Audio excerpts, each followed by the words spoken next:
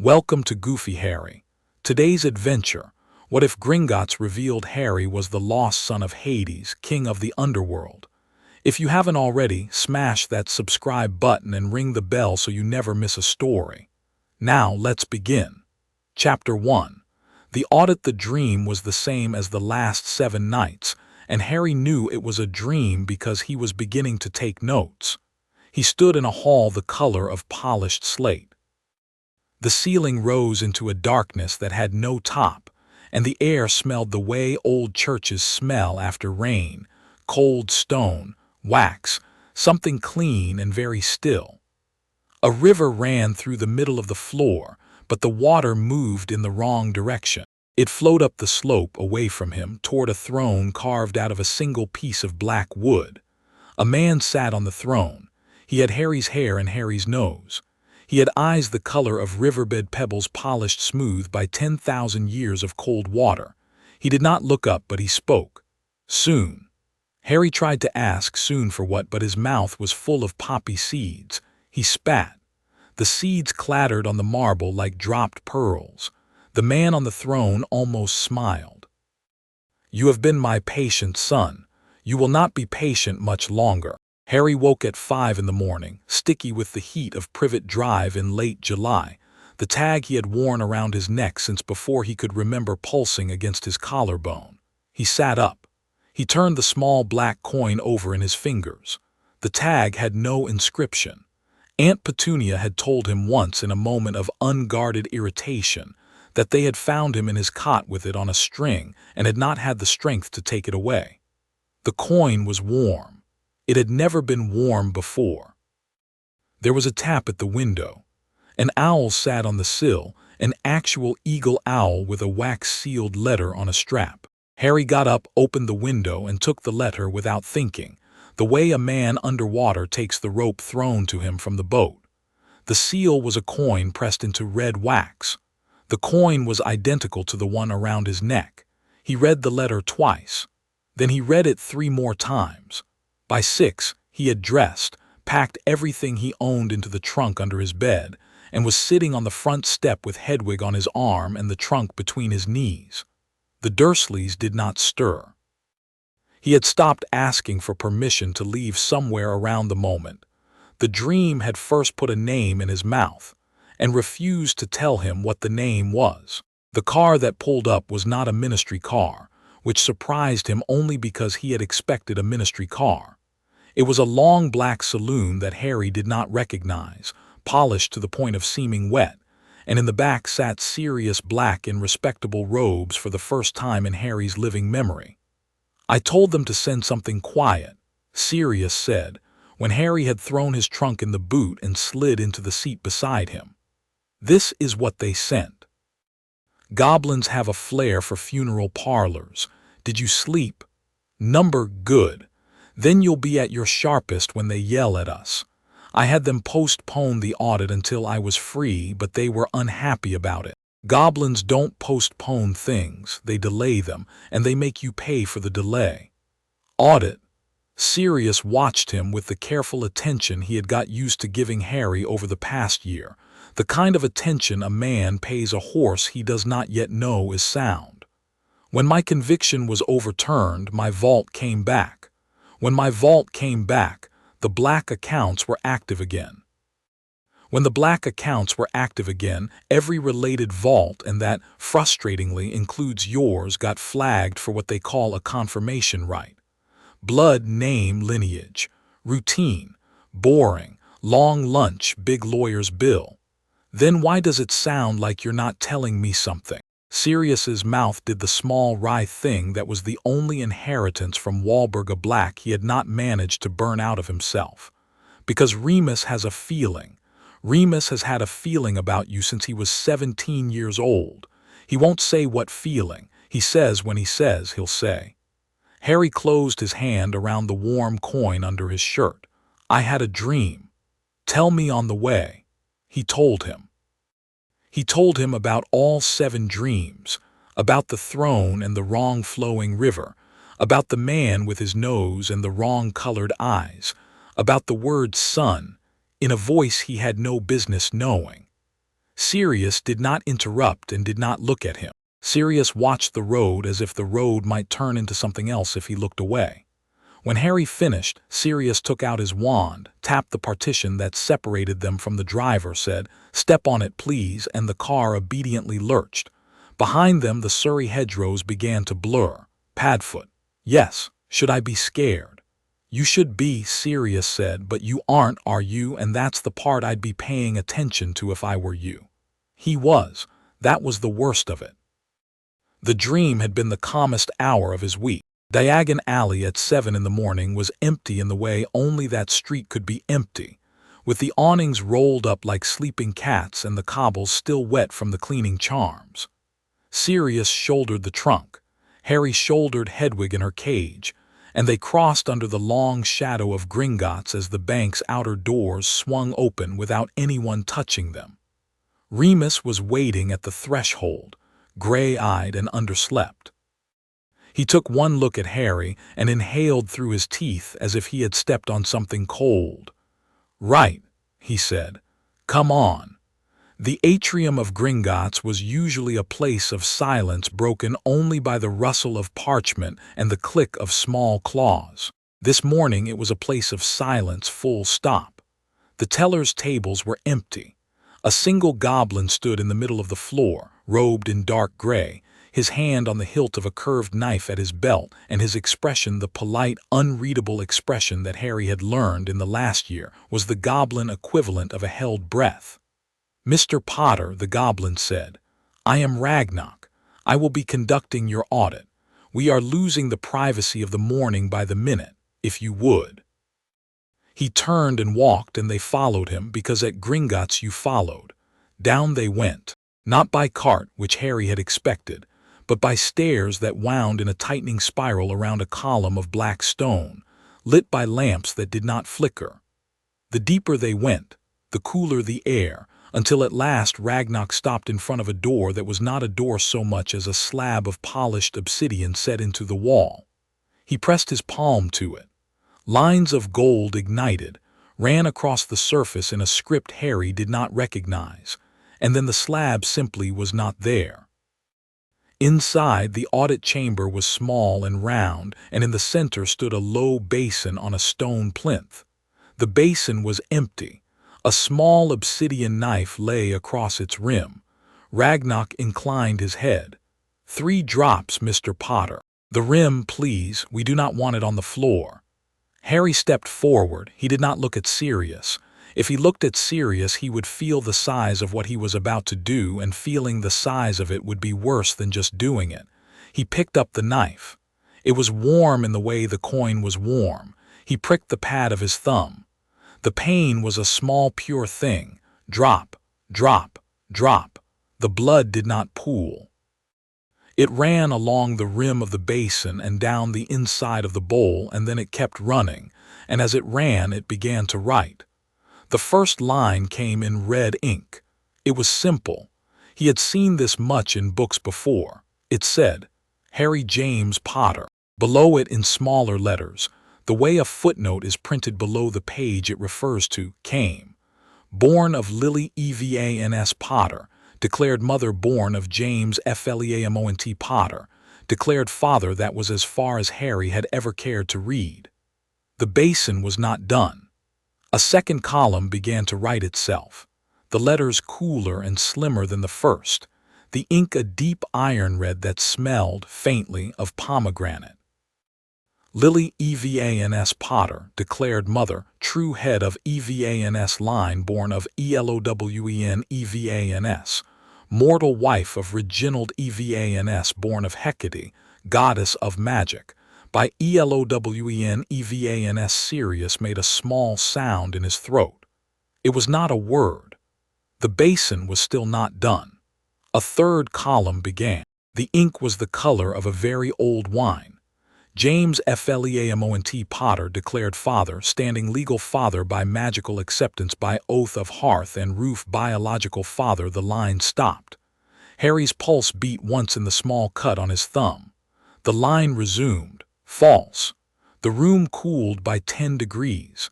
Harry did not feel afraid. He felt in a strange, distant way vindicated. His hand on the rim of the basin did not shake. "Go on," he said, and was surprised to hear how level his own voice was. The fourth column began. The ink was black and it did not gleam. Adrastos Hadson, born of Lily Evans Potter, Hecate daughter, by Hades, lord of the Underworld, heir presumptive, house of Nyx, vault of Asphodel, heir presumptive, house of Evans, vault of Hecate, heir presumptive, house of Potter, vault of Godric, protected by oath of hearth and roof. James Potter, sworn at Hogwarts, 1980. The lamps in the chamber dimmed and brightened of their own accord. Harry watched the black ink dry. He read the first line 3 times. Adrastos, the name in the dream. The name that had been in his mouth instead of saliva when he tried to speak. Adrastos, the inescapable. Hadson, son of Hades. It was Sirius who broke first. He sat down heavily on the stone bench against the wall and put his head in his hands. He did not say anything. He did not need to. It was Remus who knelt next to Harry and put a hand on his back very gently, the way one puts a hand on a kettle to see if it is hot. He waited a long second to see what Harry would do. When Harry did not pull away, Remus said very softly, "I'm sorry, cub. I'm sorry. James told me you had been a hard pregnancy. He told me Lily was different. He never told me what." "He didn't know," Harry said. His voice was still calm. He was discovering that calm was, at this moment, the only language he knew. Or he did. "Look at the line, Mooney. He swore an oath at Hogwarts in 1980. That's 3 months before I was born. He knew." Remus closed his eyes. Yes, he knew. Ragnoc, very quietly, very politely, the way a maitre d' moves a wineglass that has come too close to the edge of a tablecloth, lifted the knife back into its place on the rim. He said, "There is more, Mr. Potter. I will continue to call you Mr. Potter with your indulgence until you instruct me otherwise. Continue, please." "There is a vault associated with your second column." "My second column." "Hecate line, House of Evans, Vault of Hecate. Last accessed 1961 by Lily Evans in the company of a goblin named Brackar who has since retired.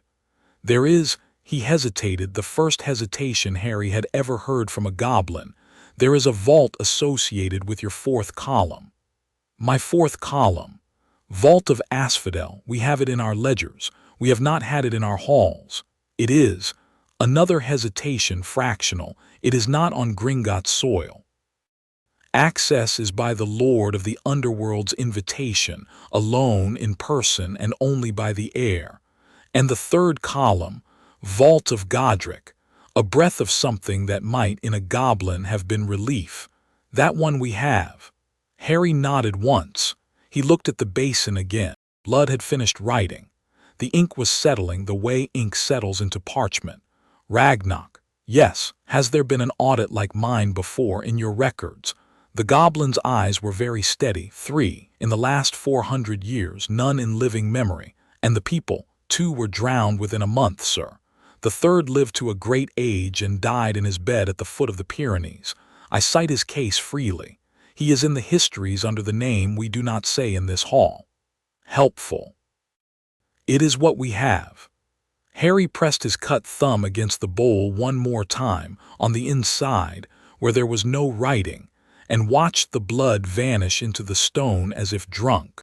It was a small thing, but it felt like signing a register he had not realized he had walked into. "Thank you," he said. "I would like a copy of the inheritance record sealed by tomorrow. I would like the Vault of Godric inventoried and the inventory delivered to my godfather.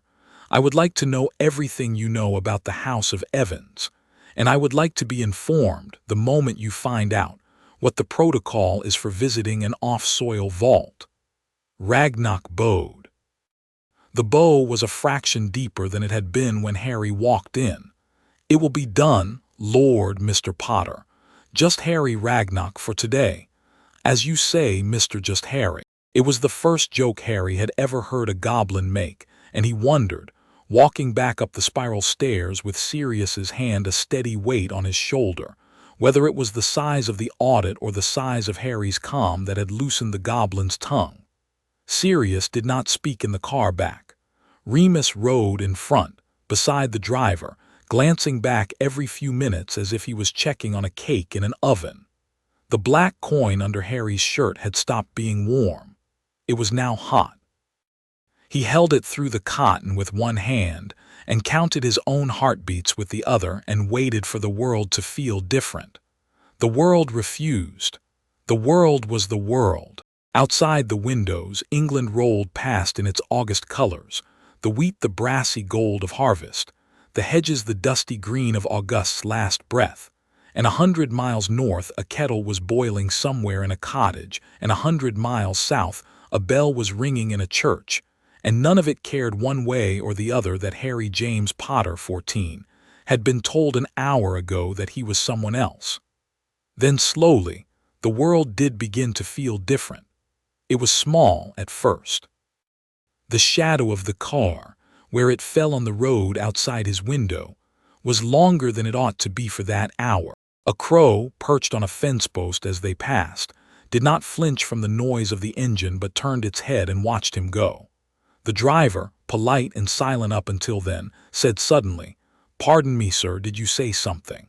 And Harry had not. Sirius's hand on his shoulder twitched as if he had been touched by static. By the time they reached Privet Drive, Harry had begun to realize that the world had not refused after all. The world had simply taken a moment to put on the new clothes. The Dursleys had risen at last. Vernon was at his car, already late for work. Petunia stood in the kitchen window with the kettle in her hand. They did not see the long black saloon turn into the drive. They did not see Sirius get out. They saw nothing, because the moment Harry stepped out of the car, the long shadow of a cypress that did not exist in any garden in Surrey fell across the lawn, cool and absolute, and the Dursleys' eyes slid over it and over Harry and over Sirius and went somewhere else. Petunia turned her face toward the kettle. Vernon got into his car. The car coughed itself into life and pulled away. Harry stood on the lawn and felt the world doing him a small, unsought courtesy. "That wasn't me," Sirius said very quietly. "Was it?" "No," Harry said. He held the coin tightly. I think someone is asking politely for a moment of privacy." "I'm going to take that very kind offer," Sirius said. "And we are going to have a long, loud discussion in the kitchen, and you are going to drink tea, and we are going to make a plan." "Yes," Harry said. He did not move. Remus looked at him. "Cub, in a minute. In a minute, please." They went inside. The shadow of the knot cypress stretched a little longer to give him a place to stand, and Harry stood in it. The lawn at his feet was cool, and the cool was the cool of a different kind of summer, the kind that lived in the high stone halls he had been dreaming of for a week. He took the coin off over his head for the first time in his life. It came away with the small reluctance of a thing that is part of you taking leave.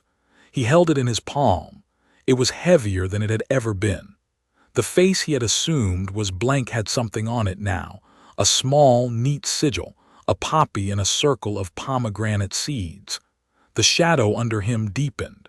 The grass at the edges of the shadow began to frost. The frost spread in a slow, careful ring, and where the ring touched, the lawn whitened, and where the white touched, the smell of pomegranate rose, thick and sweet and a little too rich, like fruit eaten in a place where the eater knows fruit is dangerous. Then the shadow was a doorway, and the doorway was a corridor, and the corridor went down. And in the dark at the far end of the corridor, a man stood up from a throne and did not call him Harry. He called him Adrastos. Sirius, in the kitchen, turned just in time to see his godson step into the lawn and the lawn close after him with the soft sound of a closing book. He swore. He swore in 3 languages, 2 of which Remus had not known he spoke. He sat down heavily at the kitchen table, his head in his hands again, and for a long time he did not move. Remus put the kettle on. "He'll be back," Remus said, to no one in particular. "He'll be back, Padfoot, he's still our boy." In the lawn, the frost faded. The smell of pomegranate lingered for a moment longer, then thinned and was gone. The black coin lay on the grass where Harry had stood. After a moment of its own small accord, it sank into the lawn as if the lawn had decided to keep it for him until he came home. Chapter 1 and Chapter 2.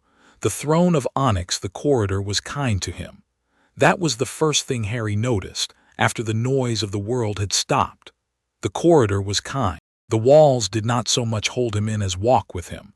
The floor came up under his foot at the right moment, never sooner, never later, and the cold air against his face was the cold of a room a hand has just made up for a guest. He did not feel afraid.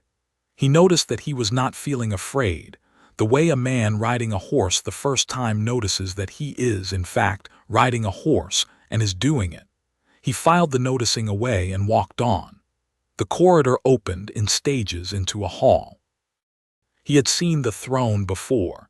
He had seen it for 7 nights running in the room where the river ran the wrong way. The room was the same. The throne was the same. The man on the throne was the same. The man on the throne stood up. He was tall. He was a head taller than Harry had thought.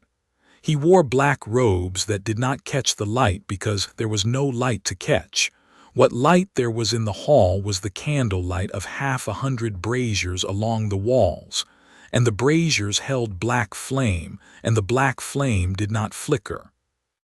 The man's hair was Harry's hair, and his nose was Harry's nose, and his eyes were the eyes Harry had seen in the dream. And now that Harry was standing under them, he understood why he had thought, in the dream, that those eyes were the color of riverbed pebbles. They were the color of stones that had been worn smooth not by water but by the passage of every soul that had ever been. Adrastos, Hades said, it was not a greeting, it was a placement the way one places a book on a shelf. The shelf had been waiting for the book was now where it ought to be. My lord, Harry said. He was surprised again to find his voice level. It was beginning to be a habit. My sir. Father is the word, use it when you are ready. I will wait. Father, Harry said, and the word was not difficult. It was a small dry thing he had been carrying in his pocket for a long time without knowing it, and he was setting it down on a table, and the table was the right place for it. Hades smiled. The smile was not what Harry had expected, having grown up on the few stories about Hades that Hogwarts's sneered Greek myth lectures had condescended to mention. The smile was small and crooked and tired, the smile of a man who has been waiting for a very long time and is now quite politely keeping himself from running across a room. He inclined his head, an inclination, not a bow, and said, "Come closer. Step over the river. The river will not take you." Harry stepped over the river. The river ran along beside his foot, then under it, and a few drops of it leapt onto his ankle, and the drops were the temperature of a kept secret. He felt them sink in. He felt his own blood in his ankle, briefly recognized them, the way a returning traveler nods at a wall. He stopped a few feet from the throne. There were others in the hall, he realized. He had not seen them at first. The hall had let him see only what he was meant to see, the way a parent moves a vase out of a child's reach without making a thing of it.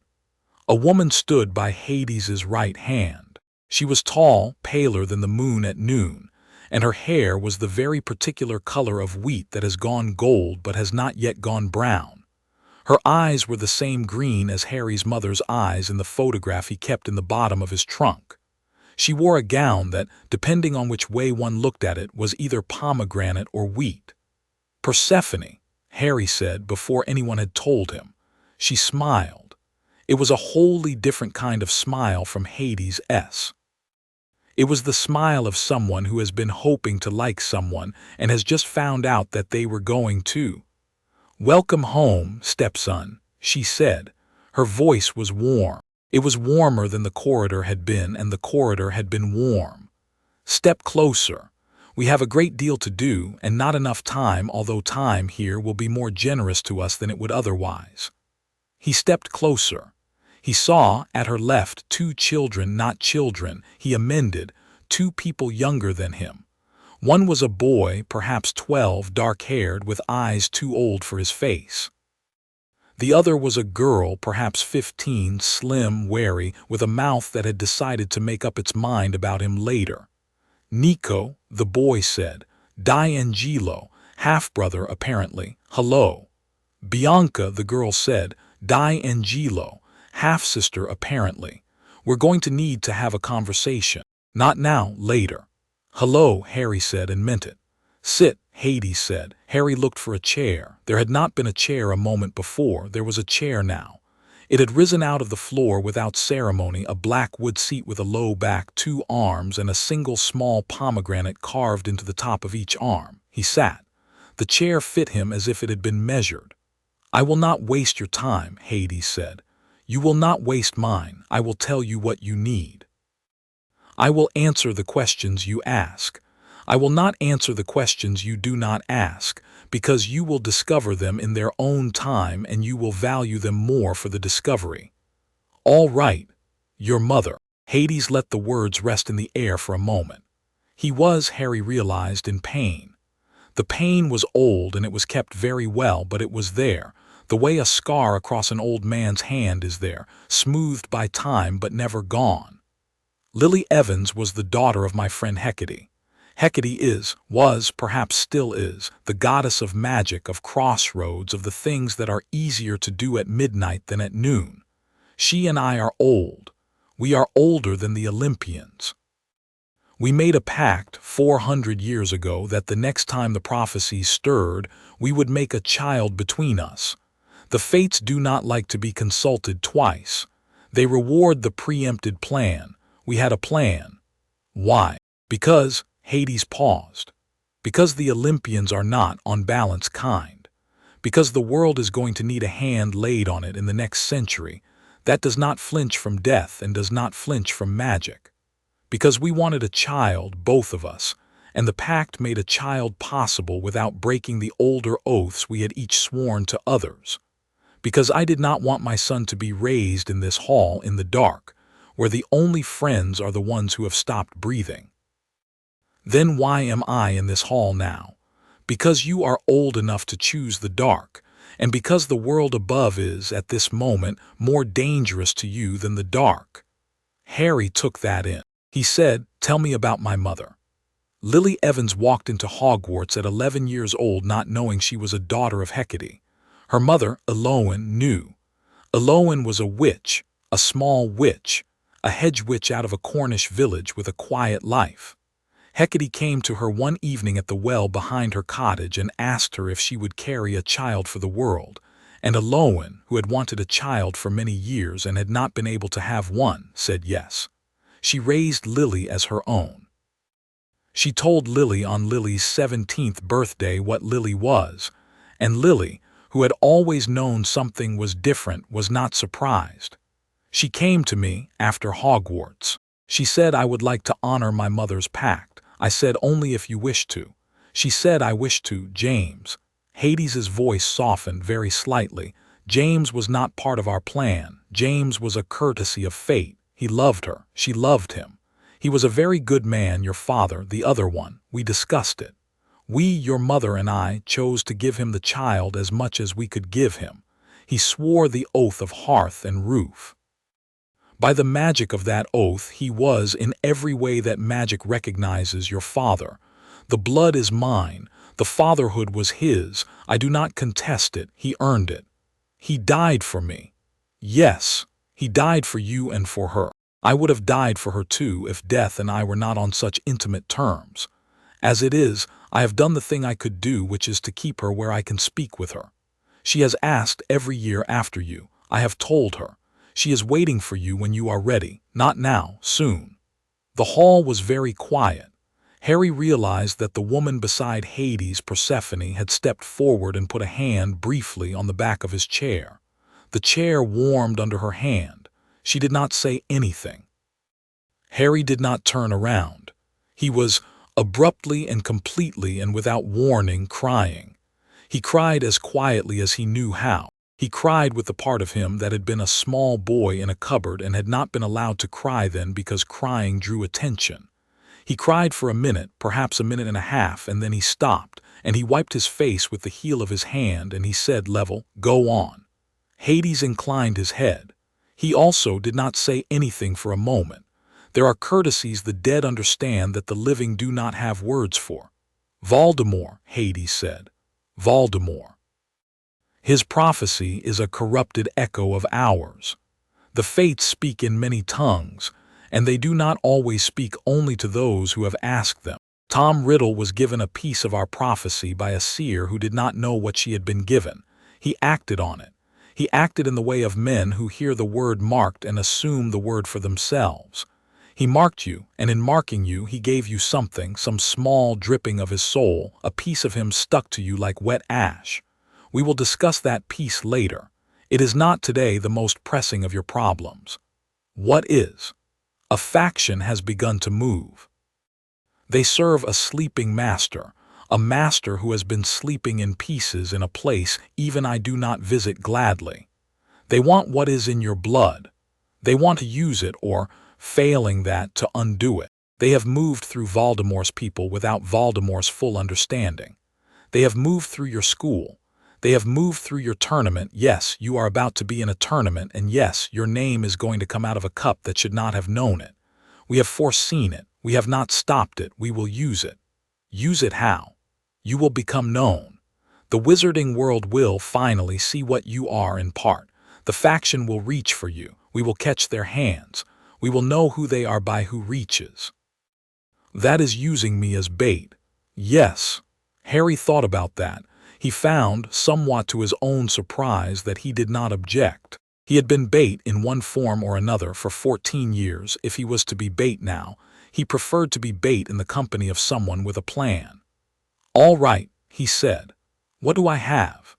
"You have the magic of your mother, which is the magic Hogwarts will continue to teach you, and which you have always had in greater measure than you have allowed yourself to know. You have the inheritance of your father, which is shadow, the dead, and the cold below the world. You have a name in Greek, Adrastos, which means the inescapable, and which is a name a god gives to a son he intends to keep. You have today 2 new gifts. The first gift came out of the air. It was Hecate. She was not wholly there. She was the shape of a woman made out of 3 lights, gold and silver and something between, and her face was kind and terrible, and Harry understood that he was looking at his grandmother and his grandmother was looking at him. "Grandson," she said. Her voice was 3 voices speaking at once, and they were one. "I have not had a chance to look at you. Forgive me. I am looking at you now." She looked at him for a long second. The long second was a year's worth of looking compressed into a breath. "Yes," she said, satisfied. "Yes, you will do. Come here, child." He stood up and went to her. She bent somehow without bending and laid one of her 3 hands on his head. Where her hand touched, the place inside Harry that had always known he was a wizard, the place that had lit when he had first held a wand at 11 years old and felt the world become a thing that obeyed him, opened. It opened the way a flower opens at sunrise, all the way, not painful, not slow.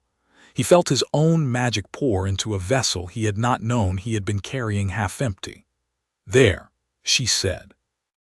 "That is what you should have had at 11. You will catch up quickly. Take this." She held out her second hand. In it lay his wand. It was his wand, and it was not. The holly was the same, and the length was the same, and the heart was the same, the phoenix feather of Fawkes, but along the length of the wand, set into the wood the way a vein is set into a leaf, ran a thin line of black metal that had not been there when Harry had bought the wand from Ollivander. "Stygian iron," Hecate said, "twined with your phoenix. The wand is yours. It is more yours now. Take it." He took it. The handle warmed in his palm. "And this," she said, and held out her 3rd hand. In it lay another coin. It was identical to the one he had worn around his neck. "When you need me, drop this. I will hear. I do not promise to come. I promise to hear. Thank you, grandmother." She smiled with her terrible face. It was, for a moment, his mother's smile, and he understood where his mother had got it. Then she was gone, and the air where she had been was very slightly warmer than the air around it, and a small smell of wood smoke lingered. "The second gift," Hades said, "is from me. Bianca." Bianca stepped forward. From somewhere in her sleeve she produced a black coin. She walked to Harry without ceremony, took his hand and pressed the coin into his palm. "Throw it," she said. "Don't look at it, just throw it. Up, try." He threw it up. The coin caught the not light of the hall and turned, flat and slow. And as it turned, the metal stretched and lengthened and darkened, and what came down out of the air into Harry's hand was not a coin but a sword. It was a short sword, the length of his forearm and a hand. It was the color of a moonless midnight. It was heavier than it should have been, and it was lighter than it should have been, and it was perfectly balanced in his hand. "Erebos forged," Hades said.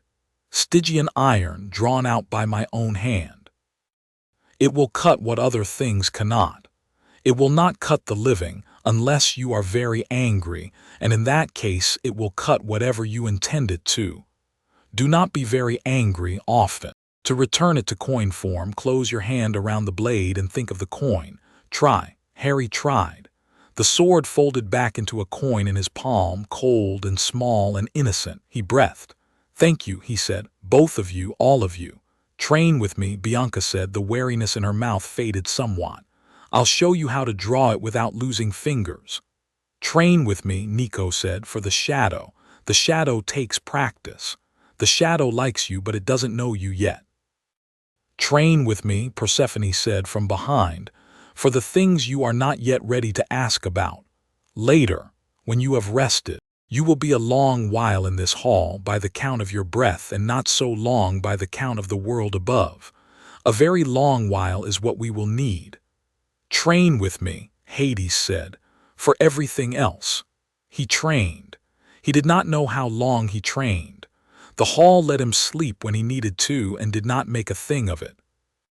The hall fed him on bread and on small dark fruits and on water from the river that ran the wrong way, and the food filled him in a way no food at the Dursleys had ever filled him. He learned the shadow. He learned on the third day or the third year, he could not tell which, that when he stepped into the shadow with intent, the shadow simply put him where he had asked to be. He learned the sword. He learned how to draw it from coin in less than a heartbeat, and how to put it back without thinking. He learned, with Hecate's small wand corrections that came as visiting visions in the night, the magic he should have had at 11, and he learned it the way a man learns to walk after a long illness, slowly at first, then with a smooth and terrifying ease. He learned the dead. This he learned from his father in long, quiet conversations on the steps of the throne, with the river running the wrong way at their feet. He learned that the dead were not a chorus. The dead were a great library. Each soul was a book. Some books would speak to you. Most would not. The ones that would speak were the ones that in life had wanted to be heard and had not been, and his job, if he was to do the job correctly, was to listen to those and to leave the rest alone.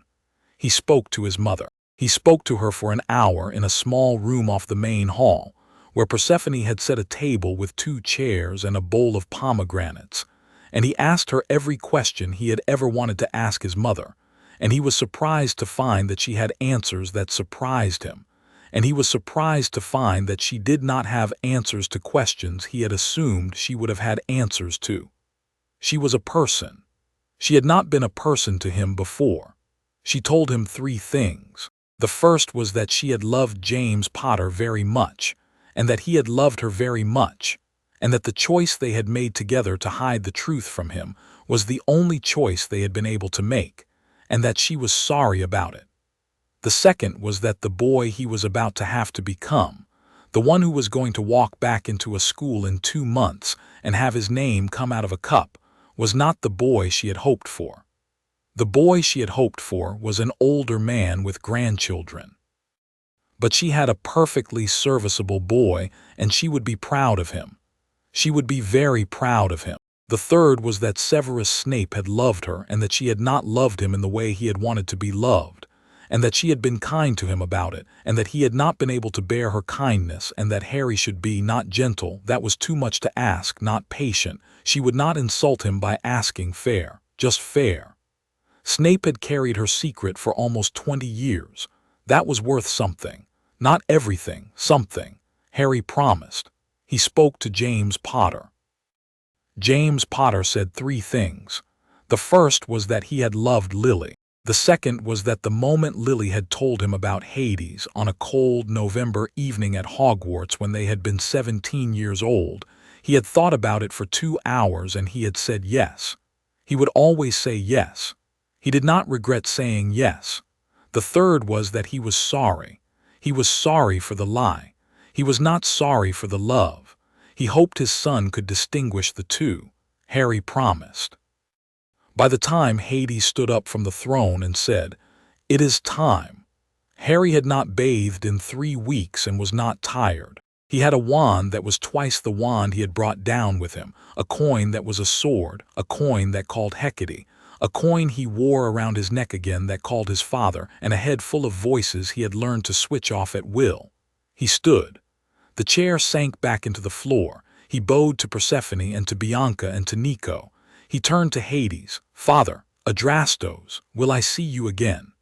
Often, when you call, in dreams, in dark, in emergency, in person." "Good." He stepped into the shadow at the edge of the throne. The shadow welcomed him. He thought of a kitchen in Surrey. The shadow took him there. He stepped out of the shadow into the kitchen of number 4 Privet Drive. Sirius, who had been mid-sentence, stopped mid-sentence. Remus, who had been holding the kettle, set the kettle down very carefully. Harry shut the back door behind him. The smell of pomegranate followed him in for a moment, then thinned and was gone. "Tea," Harry said first. "Then we need to talk." Chapter 2 and Chapter 3. Names in the dark. The kitchen smelled of toast that had been made too optimistically and had gone a little cold. Remus picked the kettle up again, put it back on the hob, and then turned around and looked at Harry as if he was trying to count him. "You're taller," Remus said. "I don't think so." "You are, not much. Enough. Sit down, cub." Harry sat. Sirius watched him from across the table with the cautious, thirsty attention of a man who has been waiting for a tide to come back in. Harry looked at him and tried to think how to begin. There were a great many ways to begin, and he had run through most of them in the shadow on the way home, and none of them had survived the contact with Sirius's face. "How long?" Sirius said in the tone of a man asking how many hours he had been knocked out. 3 minutes on your side, I think. And on yours?" "A while, weeks.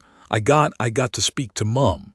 Sirius shut his eyes. He shut them for a count of 5. He opened them again and they were wet, and he did not bother to pretend otherwise. "Right," he said.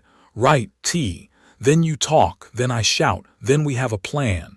All of that. In that order." They drank tea. Remus made a second round of toast, and this time it came out the color it ought to have been. Harry talked. He talked the way he had learned to talk in the throne room, without hurry, without ornament, because the throne room had expected a son it could hear, and he had become, without entirely noticing, a son who could be heard. He told them everything. He told them about the hall and the throne and the river that ran the wrong way, and the woman who was all wheat in autumn, and his brother and his sister, and the wand that was twice the wand it had been. He took out the coin around his neck, and the coin his grandmother had given him, and the coin that was not a coin, and he laid them on the table. He drew the sword just once just to show them, and he put it back. Sirius, who had sat down to shout, did not shout. He looked at the table. He looked at his godson. He looked at Remus. Remus was very quietly beginning to laugh. "What, James?" Remus shook his head. "James." He always said Lily was the most magical person he'd ever met, and he couldn't put a finger on why. He used to say it like it was a joke. "I thought it was a joke about her eyes." "Lily's eyes." He stopped. "Lily's eyes are in the room." Sirius reached across the table and took Harry's hand. His own hand was shaking just perceptibly. "He didn't tell me." Number he didn't tell me, Harry. He told Remus, apparently. He told no one else. He didn't tell me. Harry said he couldn't. I know. He couldn't, Padfoot. The oath he swore, it was a magic oath. An old one. It meant he couldn't tell. It would have killed him to tell. My mother told me this. She said if he could have told you, he would have. He wanted to. He used to come back from seeing you and sit at the table and cry because he wanted to. He didn't tell you because he would have died telling you, and he was saving himself to raise me. Sirius let go of his hand and put his head down on his arms on the table and did not come up for a long time. Remus got up and stood next to him and put his hand on the back of his neck and did not say anything. Harry watched his godfather's shoulders shake once, twice, and then settle. The small part of Harry that had been his father's son all along, the part that had also loved James Potter, stepped back and let the two older men have their grief, which was not Harry's grief and which he had no right to hurry. When Sirius came up again, his face was salt-streaked and calm. He wiped it with the tea towel. "Right," he said. His voice was only a little rough. "Right, so. You are the son of the god of the dead, and also of the goddess of magic, and also of James and Lily Potter, and also the godson of a cleared ex-convict with anger management problems. You're going back to Hogwarts in a month. That's the plan. Voldemort is coming back. That's the plan too. And there's a Sirius gestured vaguely, a gesture that meant Titan faction, Chronos-aligned Greek antagonist. There's a yes. Is there anyone who isn't after you? Madame Pomfrey, she's just cross with me." Sirius laughed. It was a tired laugh, but it was a real one. "Small mercies, Padfoot." Harry took Sirius's hand back.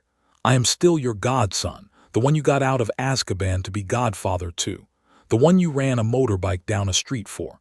I am also some other things. But I am still that.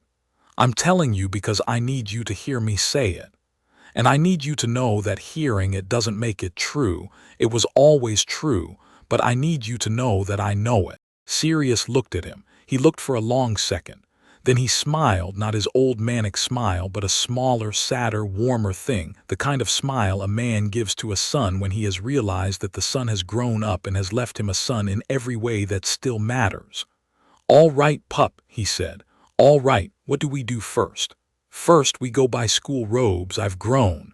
"You did say you hadn't grown." "I did say that. I was wrong." They went to Diagon Alley. They went on the same afternoon to Ollivander's, because Harry had promised himself he would, because there is a particular kind of courtesy a wand maker is owed, and Harry had decided on the steps of the throne that he intended to be the kind of wizard who owed courtesies properly. Ollivander peered at the wand, peered at the thin line of dark metal inlaid along it, peered at Harry, and did not, as Harry had half expected, fall over. He simply said, in the soft, cracked voice of a man being told his favorite horse had won a race he had not dared to watch, "Yes. Yes, well, it had always wanted to be a little more than it was. Phoenix and iron, Phoenix and iron. I shall have to rework my notes. Thank you, Mr. Potter. I find, unexpectedly pleased." Harry paid him anyway, a thank you, a courtesy fee for the wand that had chosen him at 11 and had been patient enough to wait for its second calling. Ollivander counted the coins as if they were the first coins he had been given in a long time and was not sure yet whether to spend them or keep them. In the small matter of robes, Madame Malkin exclaimed over the new shoulders, and Sirius said, "Yes, they feed him properly now." And they did not explain the nearly 6 inches of sleeve she had to add. On the way out of the alley, Harry walked past the window of Florian Fortescue's and glanced up and saw, for the first time, that he could see, when he wanted to, the small second shadow that clung to certain people, the faint ash dust that sat on the shoulders of people who had killed, and the lighter hush that lay on the shoulders of people who had been recently bereaved, and the thinnest possible trace of pomegranate dust that lay, briefly, on the shoulders of a woman waiting at a bus stop whom he would, in another life, not have noticed at all. He took the information in. He did not act on it. He tucked it away. The Weasleys, when they came, were exactly themselves. Molly hugged him without asking and then held him at arm's length and said, "You've grown," which was a Molly Weasley thing to say and which Harry had always loved her for. Arthur shook his hand and then looked, very briefly, at the top of Harry's head, the way he looked at a Muggle appliance he was trying to work out the inside of, and said, "You look well, Harry. You look well." Ron hugged him and did not say anything. Ron had not been told the whole of it, and Harry had decided, in consultation with Sirius, to tell him at Hogwarts, which would be soon enough, and which would be in a place where they could talk without Molly hearing. Ginny blushed and went and hid behind Fred and George, who had bewilderingly begun to treat Harry as a full peer rather than as a younger brother, as if in the 3 minutes he had been gone he had grown up in front of them. He suspected, with a small private amusement, that the twins were feeling whatever they were feeling on their skin, in the way of people who had spent their lives being sensitive to the rules of a world, and had noticed that some rules had changed. Hermione arrived at the burrow and took one look at Harry and went very still, the way a hound goes still when it has caught a smell that it does not know. "Harry, Hermione, something's different." "Yes, a lot of things." "Yes," she breathed out. "All right, tell me when you're ready, not now, tell me when you're ready." "Thank you." She hugged him very briefly as if she was afraid she would hurt him, and then she went to hug Ron, and she hugged Ron for much longer than she had hugged Harry, and Ron, for his part, turned 3 colors and held her like a person holds a letter they have been expecting. Harry turned away, not out of embarrassment but out of a small generosity. 2 of the 3 closest people in his life had just registered that he was not the same boy, and they had not asked him to pretend. That was, he thought, probably as much as he was going to get. The Quidditch World Cup was the Quidditch World Cup. Ireland won. Bulgaria scored the final goal impossibly, and Crumb caught the snitch. Harry cheered at the right places because he was 14 and 14-year-olds cheer when Crumb catches the snitch, and because the parts of him that were older had agreed with the parts of him that were still his age that this was a holiday and that he would spend the holiday. Then the Death Eaters came. He felt them before he saw them. He felt the change in the camp the way he had learned in the Underworld to feel the change in a great hall when a stranger walks in who has not yet declared themselves. He sat up in his sleeping bag. He said very quietly, "Sirius," and Sirius, who had been curled in dog form at the foot of the sleeping bags, lifted his head with the particular alert of an old Auror who had not really slept. The first green flash was a long way off at the Muggle campowner's tent. The second was closer. The screaming started after the third. Then the gallop of a great many feet running in the same wrong direction. Harry got up. He slid the coin sword into his sleeve. He took his wand in his right hand. He looked at Arthur, who was rising, and at Molly, who was packing the younger children, and at Sirius, who had shifted back to man shape and was belting on a coat that he had evidently arrived prepared for the possibility of wearing. "Kids to the woods," Arthur said.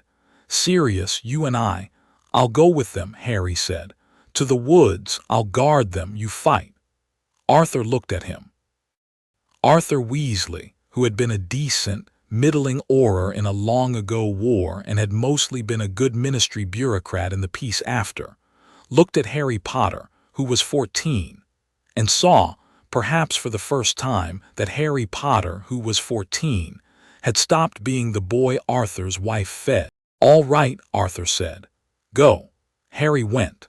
Hermione, Ron, Ginny, Fred and George and Bill and Charlie, who had come up with the others, moved through the dark with the purposeful silence of people who had been Weasleys at bad ministry parties for many years. Harry brought up the rear, and he saw things no one else could see.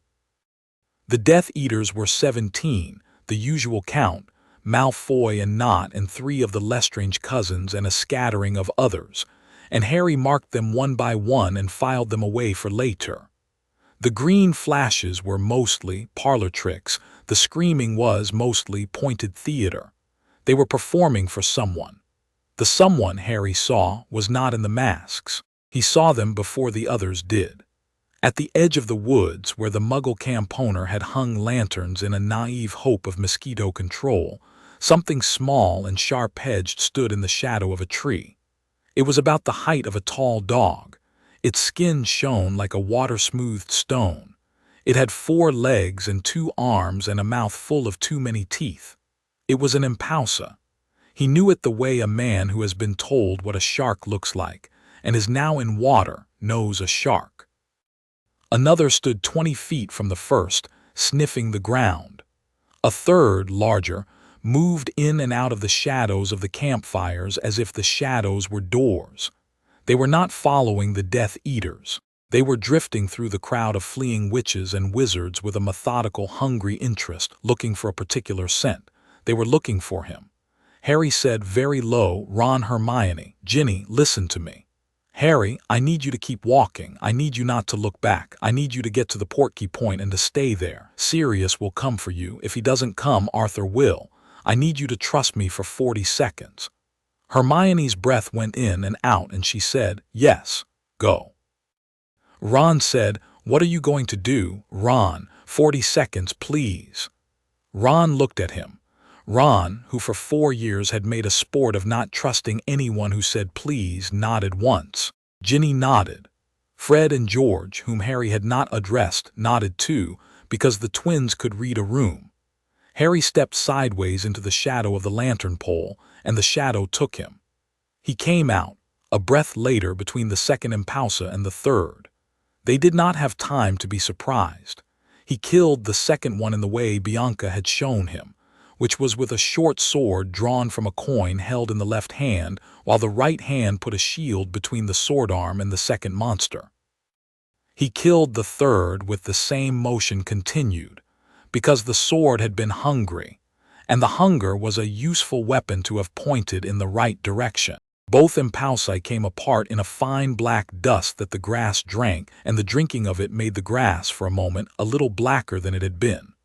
The first impausa, which had been 20 feet away, saw the dust and screamed. Harry did not shout. He raised his left hand, which still held the coin that had been a sword, and spoke a word in a language he had not known he knew. The word was not a spell. It was an instruction. It said, "Sit." The impausa sat. It looked surprised. Harry walked to it, set the point of the sword against its breastbone, and said, again in the language he had not previously known, "Who sent you?" The impausa, which had been expecting to eat, blinked its too many eyes and said a name. The name was not one Harry knew. The name was Pyrrhus Vance. Why? For the smell of the sticks on you, for the proof. The Lord Pyrrhus asks only. He did not let it finish. He took its head off. It came apart like the others. He put the sword back in its coin and slid the coin into his sleeve. By the time Sirius burst through the trees at a full sprint, with Arthur behind him and both wands out, Harry was standing alone in a small circle of black grass with his wand lowered and his face entirely calm. There was a smell of pomegranate on the air. A long way off, the dark mark lifted into the sky. Under the dark mark, when Harry looked, and he looked now because he had learned to look, the sign was there. A second glyph drawn faintly in the smoke behind the skull, so faint that nobody else at the camp that night would see it. It was a letter he had seen in Hades's hall. It was the letter of the Titan Creos. "Harry," Sirius said, "What, later, Padfoot? You killed later." He walked past them. He walked to the little circle of children at the portkey point. Ron and Hermione and Ginny looked at him as if they were looking at someone they knew, which he was, and also as if they were looking at someone they were going to have to meet again, which he also was. He did not say anything, because the 40 seconds had already done the talking. He put his arm around Ginny, who was pale, and Ginny leaned into him as if he was a wall, and he was grateful, for the second time that year, to be a wall. On the train to Hogwarts, 2 weeks later, he told Ron and Hermione the whole of it. He told it in the compartment with the blinds down, and with a muffliato in the door that Hermione had taught him from a borrowed copy of the prince's book. He told them as plainly as he had told Sirius. They listened. Ron, to Harry's enduring affection for him, did not say a single stupid thing. Ron said at the end, "Right. Then I'm going to ask you a question and I need you to not be cross with me. All right. Are you still you? Yes. Mostly. Then I'm in." Hermione said more quietly, "We need to go to the library." I was hoping you'd say that. The welcoming feast was a welcoming feast. Dumbledore, at the staff table, watched Harry down the length of the room, and Harry watched Dumbledore, and neither of them spoke, and the air between them was the air of two men who were going to have a conversation later that neither of them was looking forward to. Dumbledore announced the Triwizard Tournament. The great hall murmured. Ron, beside Harry, muttered, "Brilliant," with the particular emphasis of a 14-year-old imagining prize money, and Harry did not have the heart to dampen him, though he knew, because Hades had told him, that the tournament had been foreseen by the fates and steered by men. He watched the goblet come in on its silver pedestal. He watched the blue fire in it dance. He felt with the new sense in his chest that the underworld had opened, the small, wrong taste of something that did not belong, a faint thread of Stygian energy, not his, carried into the fire by a hand that had known what it was doing. Someone, somewhere in this hall, was working for Pyrrhus Vance. Then the double doors at the back of the hall opened, and Mad-Eye Moody came clumping down the aisle, and the world for Harry tilted. It tilted because the thing walking down the aisle was not a man. It was a man shaped out of another man. The surface of him, the thin layer of skin that was the layer you met when you shook his hand, was Alastor Moody. Everything under it, every shadow, every line of soul Harry had been trained to read in the underworld, was someone else. The someone else was a younger soul, wiry, angry, more clever than the body it was wearing, and it sat on the old Auror's body the way a person sits on a horse they have stolen. Harry did not move. He kept his face carefully down. He touched under the table the coin at his neck. The coin was cool. Nothing was an emergency yet. Whoever this man was, he was in a room with 400 children and a headmaster and 3 other heads of schools, and he was not going to do anything tonight. Harry could afford a night. He let Ron and Hermione watch Moody walk past. He let Ron whisper excitedly about the stories of Moody he had grown up on. He did not, for the first time in his life, contradict Ron. He simply watched the not Moody take his seat at the staff table and begin, politely, to eat the soup. Later, when the goblet did the thing Hades had told him it was going to do, when it spat out the names of the 3 champions and then, after a pause, spat out a 4th name, his name, in a voice none of them could have doubted, Harry stood up. He walked. He did not protest. He passed the Hufflepuff table and paused beside Cedric Diggory, who was still standing where his own announcement had put him, and he said, very quietly, "Don't let them talk you into being angry at me. I didn't do it. We'll talk later." Cedric, who had a diplomat's instincts and a fair man's heart, met his eye and for a half-second weighed him. Then he nodded. "Talk later. Thank you." Harry went through the double doors. He did not look back. He felt, as he walked into the antechamber, the presence of the not Moody at the back of the hall, the Stygian trace in the goblet behind him, and the faintest pomegranate warmth at his collar, which was the coin around his neck letting him know that his father was paying attention. In the antechamber, Fleur was talking in rapid French to a corner. Crumb was leaning against the fireplace with his arms crossed, looking at a rug. Cedric came in behind Harry and closed the door. The door opened again. Bagman, Crouch Sr., Dumbledore, Madame Maxime, Karkaroff, and Snape filed in that order. Snape stopped 2 feet inside the door and looked at Harry, and Harry looked at Snape, and Snape said under his breath, in the small private voice of a man who had been waiting a long time to say one particular sentence, lady's son. It was not a sneer. It was not even the old pomposity. It was a recognition. It had his mother in it. Harry, who had promised his mother he would be fair, inclined his head exactly the minimum it would have taken to say yes.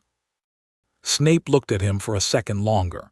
Then he slid very smoothly into his usual sneer and said at his usual pitch, "Potter, of course, Potter." Harry said in front of them all, "I didn't put my name in. I won't swear it under Veritaserum because I don't need to, but I will if someone asks me politely." Crouch Sr. did not ask politely. Crouch Sr. told him that he was bound by the magical contract of the goblet to compete. Harry inclined his head again and said, "I know." Dumbledore said, "Harry." Harry said, "Headmaster, we will speak in my office tomorrow, please." "Yes." Everyone in the antechamber except Snape took that exchange for what it looked like on the surface. Snape, watching from the door, took it for what it was. Outside, in the shadow of the staircase on the way back to the tower, Harry stopped. He leaned against the stone. He pressed his palm against it and felt the castle hum under his hand the way a large old animal hums when a hand it knows strokes its flank. He thought of the hooded figure Sirius had described at the edge of the Quidditch Cup, the man who had stood unnoticed at the tree line, who had pulled a hood lower when the Aurors passed. Pyrrhus. That had been Pyrrhus. He thought of the not Moody at the high table. He thought, they are not, either of them, stupid. They are working together and they are hiding from each other. This is going to be interesting. Above him on the next landing, a boy's quiet voice said, "Harry."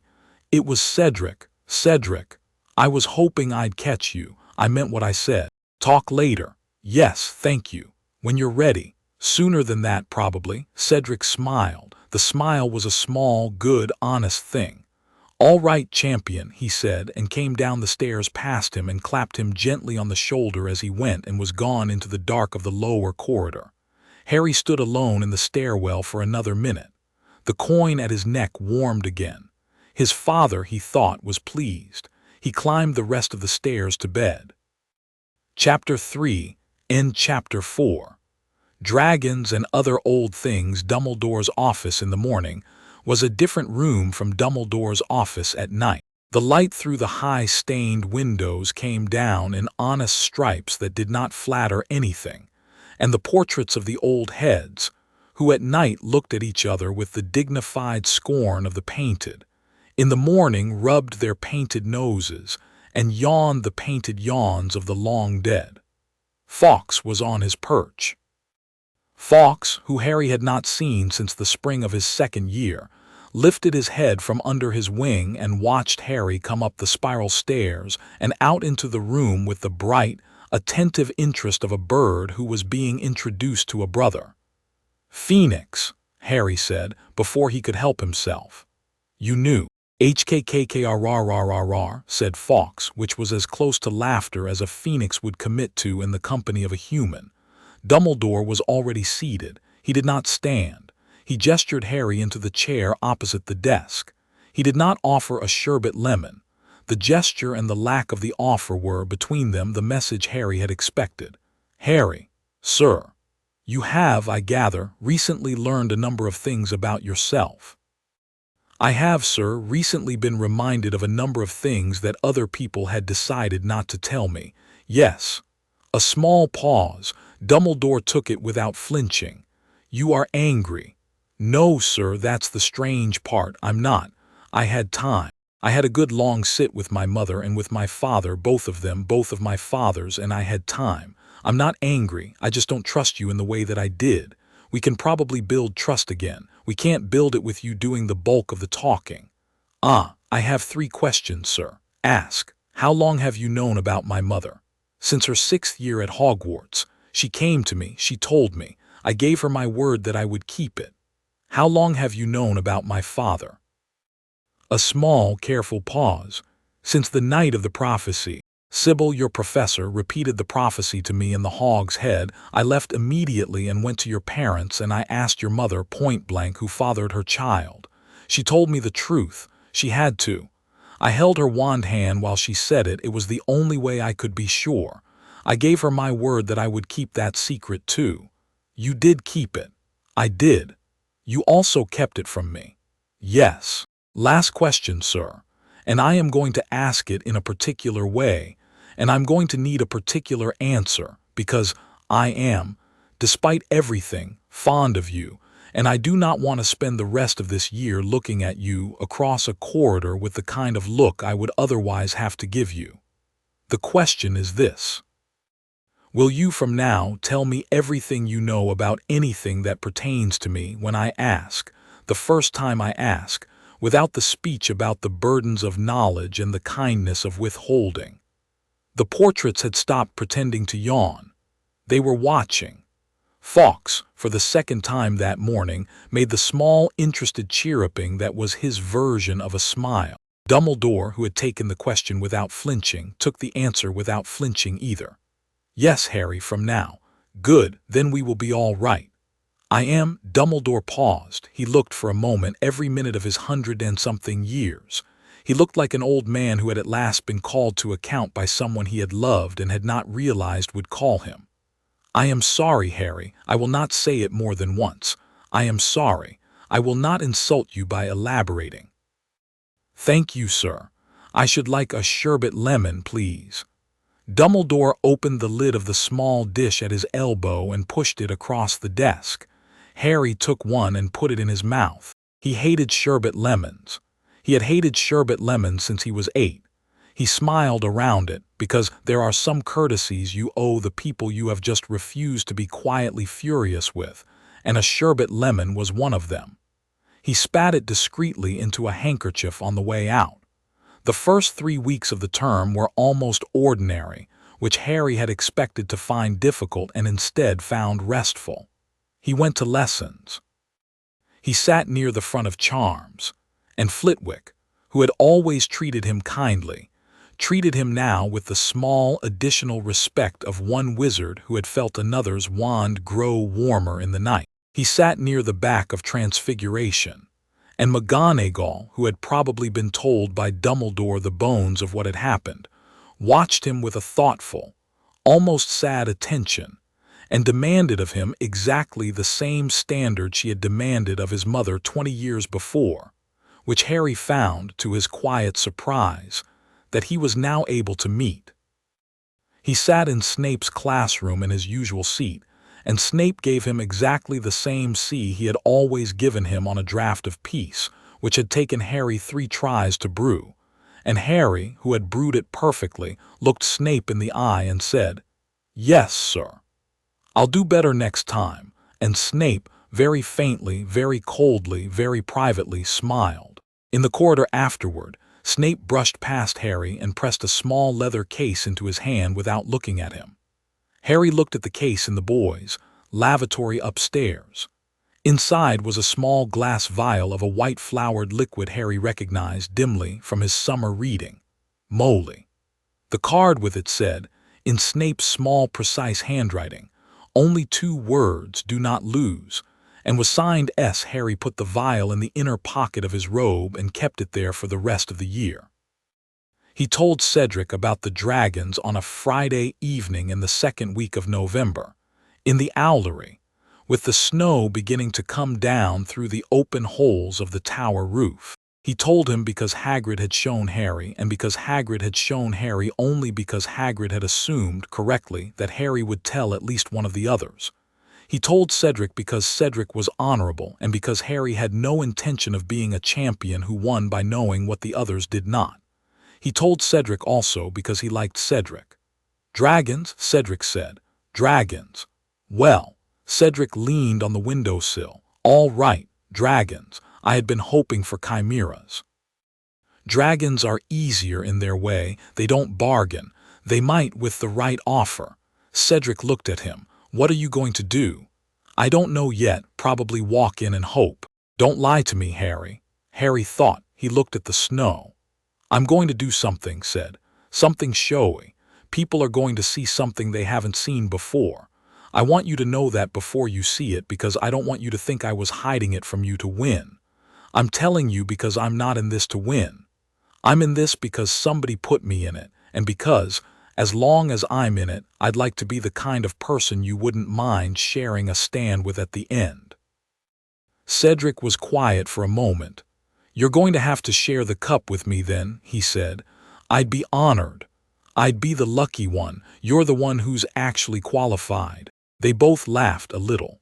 Outside, the snow came down in the particular slow, large flake way that snow comes down when the air has decided to be patient with the earth. Cedric said, on the way out of the owlery, I'll tell Fleur and Crumb about the dragons, anonymously, a note in the morning. Nobody walks in blind. Thank you, said. Don't thank me, mate, it's the right thing. The morning of the first task, Harry woke at 5 and could not go back to sleep, so he got up and went down to the lake. The lake was a sheet of black glass, with a thin scum of cold mist along its surface. He sat on a rock by the boathouse and watched the mist for a while, and after a while a voice he did not recognize said, very politely from behind him, Adrastos. Harry did not turn. He knew the voice was not his father's. It was lighter, younger, and it had a small, unfamiliar accent he could not place, Thracian, maybe, or older, or something the man behind him had been imitating long enough that it had become his own. He let his hand drift inside his sleeve and find the coin. You can leave the coin, the voice said. I am not here to fight. I am here to talk. I will introduce myself to you by name in my own voice in your country's tongue, and I will not lie to you. If we fight after that, we fight. Yes. Harry stood up. He turned around. The man who stood on the path was tall, thin, with a face like a knife that had been polished too many times. He wore Hogwarts black robes with a Durmstrang crest on the breast, student robes, badly fitted to him because he had not been a student for at least 10 years. His hair was the color of old bronze. His eyes were a pale, unliving blue. My name, he said, is Pyrrhus Vance. I am a son of Creos. I serve the one who sleeps. I have come to your school to ask you, before we are pushed into a worse conversation, whether you would consider joining us. Harry took him in. The first thing he noticed was that the soul behind Pyrrhus's face did not flicker the way Crouch Jr.'s did under Moody's. It sat squarely in his own body, awake, present, dangerous. The second was that he was not wearing a wand on his belt. The third was that there was a black stone the size of a thumbnail set into the back of his left hand, just under the skin, and the stone was very faintly drawing power from the morning. Talk, Harry said. Olympus chained your father. Pyrrhus did not waste time. Olympus chained the eldest of the Olympians beneath the earth, and gave him the dead to keep so they would not have to keep them themselves. Olympus reaches into the wizarding world through prophecies and through Hecate's old debts. Olympus is going to make an enemy of you in time because you are a son of the Underworld, and the Olympians do not love what they do not control. We, those of us who serve the one who sleeps, propose another way. Stand with us. We will free your father from his throne. We will free the dead. We will free magic from the small parsimonies the Olympians have been allowed to set on it. Your name in our company would be Adrastos Peerhaddon, and you would be called the Inheritor. That's a long pitch for 6 in the morning. You make me work. What's the catch? There is no catch. There is a price. The price is the small thing you keep in your blood, a few drops, given freely, ritualized, used. It will not weaken you. It will quicken our work. And if I don't give it freely, Pyrrhus smiled. It was not, Harry noticed, an unfriendly smile. It was the smile of a businessman who has made the same offer to many people and has come, by long practice, to enjoy the bargaining itself. If you do not give it freely, then we will talk again, and the second talk will be less polite than the first. Eventually, a third talk will happen in which we will not talk. I would prefer the first. So would you. So would your father if he is being honest with you about what he wants for you, which he is probably not. My father has been honest with me. Has he, Adrastos? Has he told you that the thing in your scar is not his enemy alone? Harry did not let his face change. He had been working on not letting his face change. Tell me, the thing in your scar is a piece of Tom Riddle's soul. Pyrrhus tilted his head. Yes, of course you knew that. But did your father tell you that the piece is bound by Stygian threads that he did not lay there? The threads are ours. We laid them when Riddle was 11. We have been growing him for a long time. You made Voldemort. We watered him. He grew, he thinks he is his own. Harry took a slow breath in. He took a slow breath out. He thought very deliberately of the river that ran the wrong way. He felt with the small, calm anchor that was now permanent in his chest the chair Persephone had warmed under her hand. "You'll forgive me," he said, "if I don't accept on the spot." "Of course. I'll think about it. Of course. In the meantime, would you mind getting off the school grounds? There is a curfew." "I am technically a student of Durmstrang. You are technically a great many things. Get off." Pyrrhus smiled the businessman's smile again. "I will see you at the task, Adrastos. Try to enjoy it. Dragons used to be ours, you know. They have an old loyalty. They will not all of them love you for what you are." He turned and walked unhurried into the trees. The morning swallowed him. The mist on the lake did not stir. Harry sat back down on his rock. He waited for his pulse to slow. It did, eventually. He took the coin off his neck, dropped it onto the rock, and said very quietly, "Father." The shadow of the boathouse, which had no business being where it was at 6 in the morning, lengthened obligingly across his foot. Out of the shadow Hades did not step, because Hades did not need to step entirely out of shadow to be present, but a part of Hades, the formal hand of him, the listening half, leaned into the world, the way a man in a doorway leans his head into a room. Yes, Pyrrhus Vance was here. He told me Voldemort is theirs. He told me they put the Stygian threads in my scar. Is that true? A pause. The pause was not the pause of a man working out a lie. It was the pause of a man working out which truth would help. Harry, who had grown up around adults whose pauses had only ever been the first kind, was learning to like the second. It is partly true. They did not make him. He made himself. They saw him making himself and took an interest. When he chose to fragment his soul, they helped him to do it more cleanly than he would have done alone. They have hooks in him. They have hooks in your scar through him, I have known. I have not been able to remove them without your consent, and I judged when you were 8 that you were too young to consent. I judge now that you are old enough. I consent. Good, not today, after the task. Tonight after the task in your bed, I will reach. It will not hurt. Sleep deep. All right. Adrastos, yes. He has just told you a true thing about us. Now he will go and tell the man wearing the Auror's body a true thing about himself. He is sowing the field. Watch what comes up. Yes, walk into your dragon in the way I have told you. Do not draw the sword, do not draw the wand, walk in. The eldest of them remember me. The youngest of them are still my husband's brothers, great-great-grandchildren. There are courtesies. Courtesies. Always courtesies, my son. The shadow drew in. Hades' listening half went away. Harry put the coin back around his neck and walked up the slope to the castle. He had 2 hours until breakfast and 1 hour beyond that until the first task, and he wanted to write Sirius a letter. The arena was a great oval of crushed stone, walled in by a temporary stand on a height. The crowd was dense, loud, partisan. The judge's box held Bagman, Crouch Sr., slow on his feet, ill, glassy-eyed, Harry noted with detached interest. Karkaroff in his smug silver, Madame Maxime, very tall and very still, and Dumbledore. In the stand reserved for the visiting officials, Harry saw, 2 rows back, the man with the bronze hair who had introduced himself by the lake. Pyrrhus was watching the arena with the polite interest of a guest at a play whose plot he already knew. Cedric went first. He did the stone into Labrador trick. The dragon, a Swedish short snout, was distracted just long enough. He got his egg and made it out with a burn down one calf. The crowd applauded the way crowds applaud a job well done by someone they know. Harry, in the champion's tent, felt a small private surge of pride. Fleur went second. She did the Vila glamour on an enormous scale, calmed the Welsh green into a hot drowse, took the egg, and then her own cloak caught fire when the dragon snored a thin stream of flame in its sleep.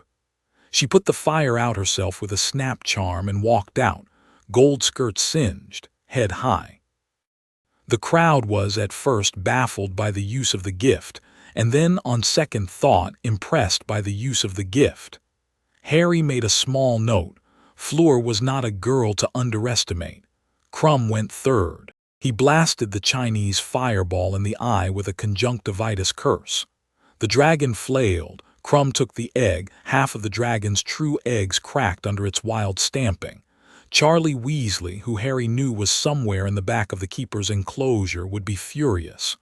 Crumb walked out unhurt and not visibly proud. The crowd whistled. Then it was Harry's turn. He stepped out of the tent into the arena. He had left his wand in the tent.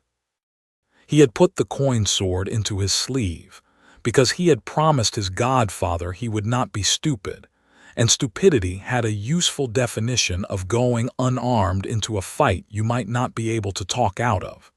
But he did not draw it. His hands hung at his sides. The Hungarian horntail, which was tethered at the far end of the arena over its clutch of golden and stone-gray eggs, lifted its head and screamed at him, and the scream was the scream of something old being told by a smell on the air that it had been called to court. He walked slowly across the crushed stone. The crowd, which had been roaring a moment before, began, by stages, to fall quiet. The quiet started in the front rows nearest the arena, where the people closest could see his hands at his sides. It spread up and back. By the time he was halfway across the arena, the only sound was the horntail's chain dragging on the stone as the dragon gathered itself. He stopped 20 feet from her. She was enormous. Her hide was the color of red-veined coal. Her eyes were the color of a wood fire seen through smoked glass. Her teeth were each as long as Harry's forearm. Her claws had broken 3 of her own eggs already in the morning's tethering, and she was furious about it. He inclined his head. He did not bow. Bowing was for equals or for one's elders. He inclined. "Mother of teeth," he said. He said it in the language he had not known he knew, before the lake, before the underworld, the language his throat now spoke as easily as English. The language that the throne had sat in. The language that, he understood now, had been older than Greek and older than Egypt and older even than the names of any of the gods, and which the dragons remembered. "Mother of teeth, I have not come to take your eggs. I have come to take the false egg they have set among your true ones, which has been making the others sicken. Look, the false egg sits to the left of the others, at the height of your right foreleg. You may have noticed this morning that it had no smell. May I take it?" The Hungarian horntail tilted her great head. She looked at the eggs. She looked at the false egg, which was a pale gold and which was conspicuously, now that someone had pointed it out, a thing without the warm, wet smell of a clutch. She looked at Harry. She looked at the small new shadow sense that his presence had brought into the arena. She sniffed the air around him. She discovered with surprise a familiar smell. Pomegranate. Cypress. The cold, wet rock smell of a hall she had known in her grandmother's stories. She lowered her head. She let it rest slowly on the stone in front of him. The chain at her ankle slacked. "Take it." He took it. He walked between her foreleg and her flank. He stepped over a true egg with the careful step of a man stepping over a cat in a hallway. He picked up the false egg in both hands. It was light. It was hollow. It was wrong, and the dragon had been smelling its wrongness for hours and had not been able to put a name to it. He stepped back. He inclined his head a second time. "Thank you, Mother of Teeth. I will tell my father you were courteous. He will be glad." The horntail blinked slowly twice. The tip of her tail lashed once with what might, in a smaller animal, have been a wag. He turned and walked back across the arena to the tent. The crowd had not yet remembered how to make sound. The judges had not yet remembered how to write down a score. Pyrrhus, in the visiting stand, had not remembered to look smug. Madame Maxime at the judges' table was the first to rise to her feet, very tall and very still, and she clapped deliberately 3 times. Then Dumbledore rose. Then Cedric in the champion's tent flap where he had come to watch began to laugh, a delighted, helpless 14-year-old's laugh, and the crowd remembered itself, and the crowd erupted. Harry lifted the false egg above his head. He did not smile. He had not smiled in front of the crowd in his life and did not intend to begin today. In the visiting stand, Pyrrhus pulled his hood up. Behind the tent when Harry came in, Bagman was already shouting his score. Bagman was excitable. Bagman was scoring everyone high. Karkaroff scored Harry low, predictably, and the crowd booed, and Harry did not care. He found Cedric. He gave him a very small nod. He set the egg on the table. "That's not the egg," Cedric said. "Number, it's a yes." Yes. Cedric whistled. "Right. Open it carefully." Later in the prefect's bathroom, with the egg held under the surface of the lavender water, with Cedric leaning against the wall, the song rose up out of the egg in the merpeople's strange, shifting tongue. Cedric translated as best he could. Harry, who had begun in the last few weeks to find that languages he should not have known were nevertheless available to him, filled in the rest. "Underwater," Cedric said. "What we'll miss most, that's not a hostage, not a real hostage, surely. I think it is. Who would they take? I don't know yet. We'll find out." That night in his bed, with the curtains drawn and the coin warm at his neck, Harry lay very still and let his father reach. It did not hurt. He felt at his scar a small, slow, almost surgical loosening, as if a length of black thread that had been knotted into his temple were being unpicked, knot by hands that knew their work. He felt, somewhere over the scar but not in it, something small and outraged, an alien yelp once, a thin animal yelp of a soul fragment being lifted out of a place it had thought it owned. The yelp ended. His scar tingled and was still. He felt lighter at the temple. He felt lighter behind the eyes. He felt for the first time in the whole of his memory that he was alone in his own head. A pomegranate scent, faint and brief, lingered in his curtains, then thinned and was gone. Across the school, in the office of the defense against the dark arts professor, the man who was not Mad-Eye Moody tipped a flask of pala juice down his throat, set the flask down on the desk, and smiled. He smiled at nothing. The nothing was the empty chair across his desk, where in the small hours of the morning before the school had risen, he and Pyrrhus Vance had sat and talked. He was pleased.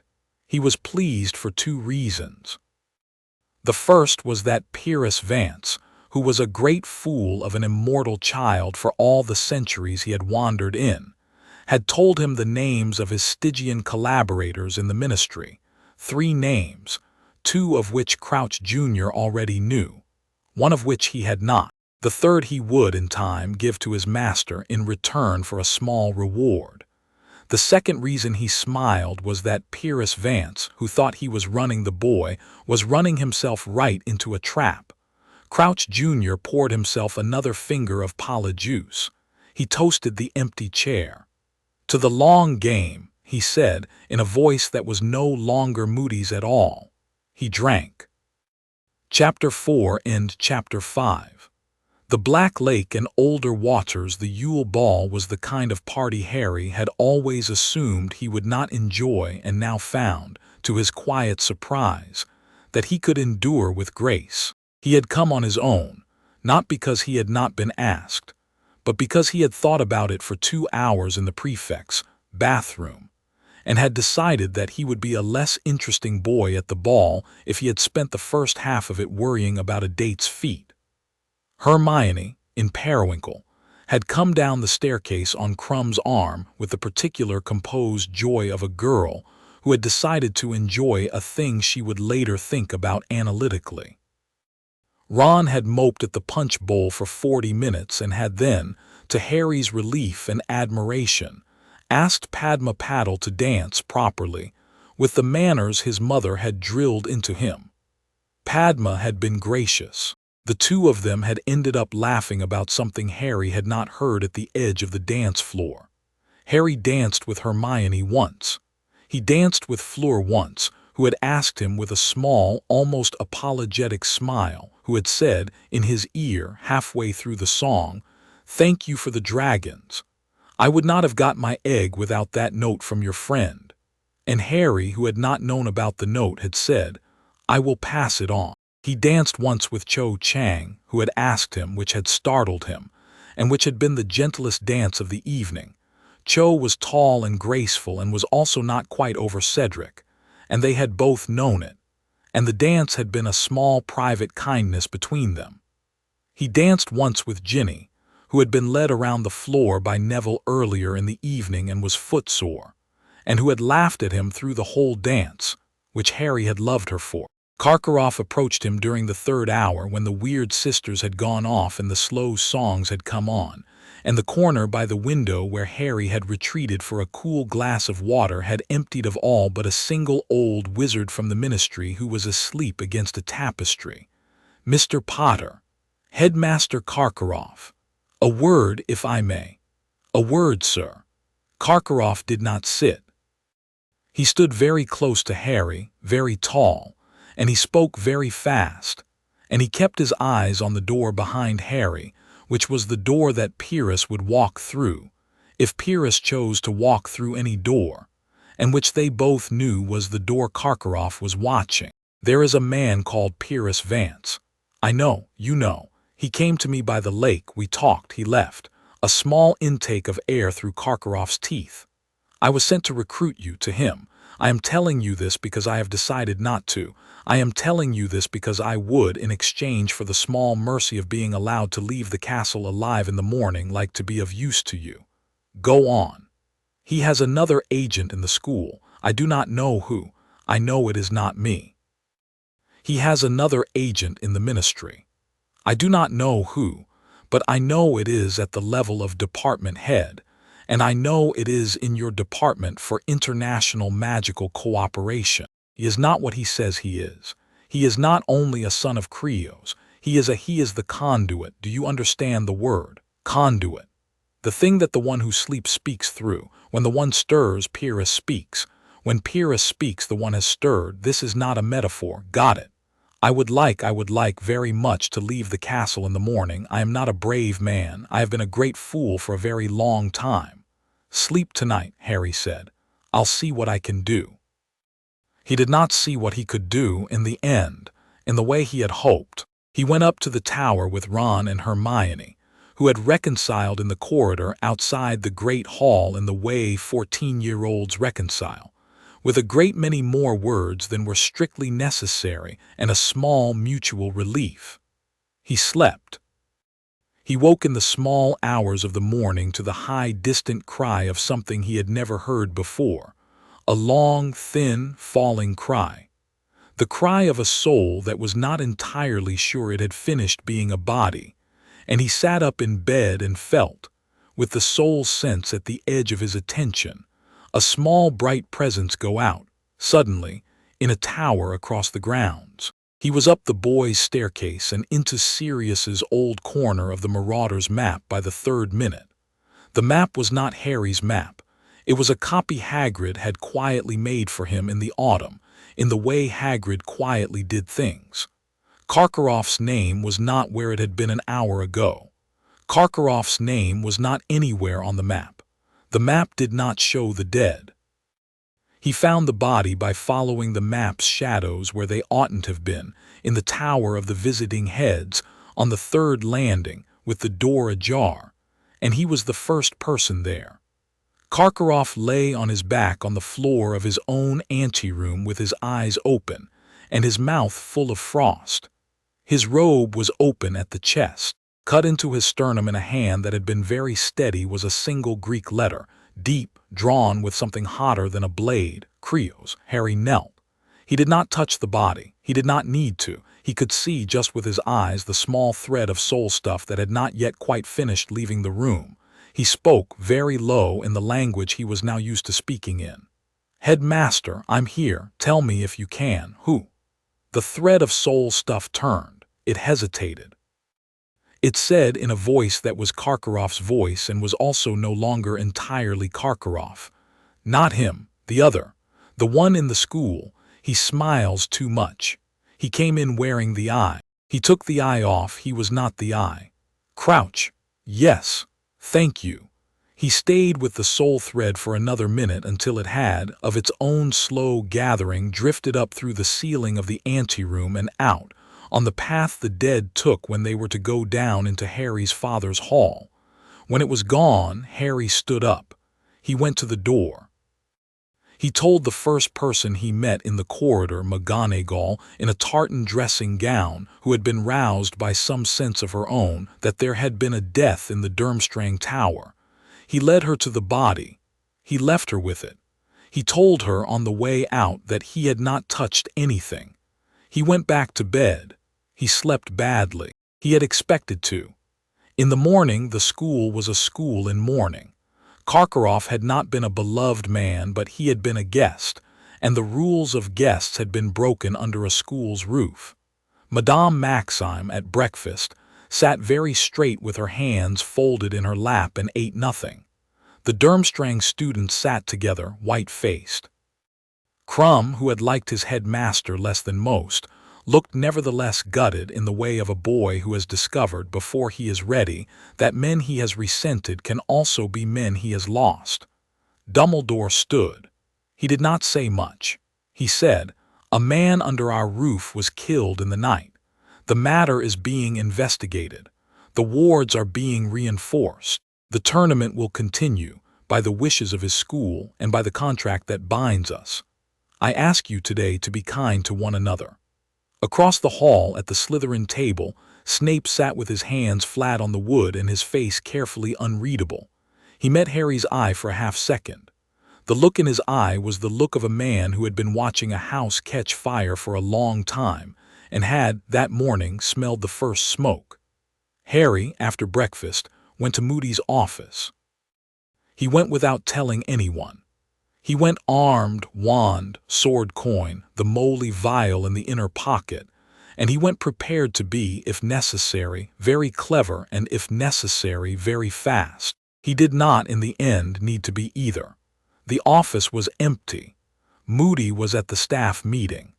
Harry stood in the doorway for 30 seconds, swept the room with the sole sight he had been training in on his rounds, and saw, in the desk drawer, the faint pulsing aura of a Polyjuice cache. He saw on the wall by the window the faux glass which contained, this morning, 3 figures, Pyrrhus, fuzzy and far, a tall robed shadow Harry could not quite parse, fuzzier and further and very clearly, very close, his own face. He smiled faintly. He turned. He left the door exactly as he had found it. He did not act on the knowledge yet. He had a plan, and the plan called for the waiting half of the chess game to last another month. And a month was a perfectly tolerable amount of waiting when one was not the only one waiting. The second task came on the 24th of February. The morning was cold. The lake was the color of slate. The merpeople were singing in their unsubtle way somewhere beneath the surface, and the 4 hostages had been put under the surface in the hour before dawn. Ron for Harry, Cho for Cedric, Gabrielle for Fleur. Hermione, the 4th hostage, was Crumb. She had laughed about it the night before, at dinner. In the practical way she had begun to laugh about most things. Harry had volunteered to be a hostage himself if it would have made the task easier for someone, but the rules of the contract had refused him. Cedric used Bubblehead.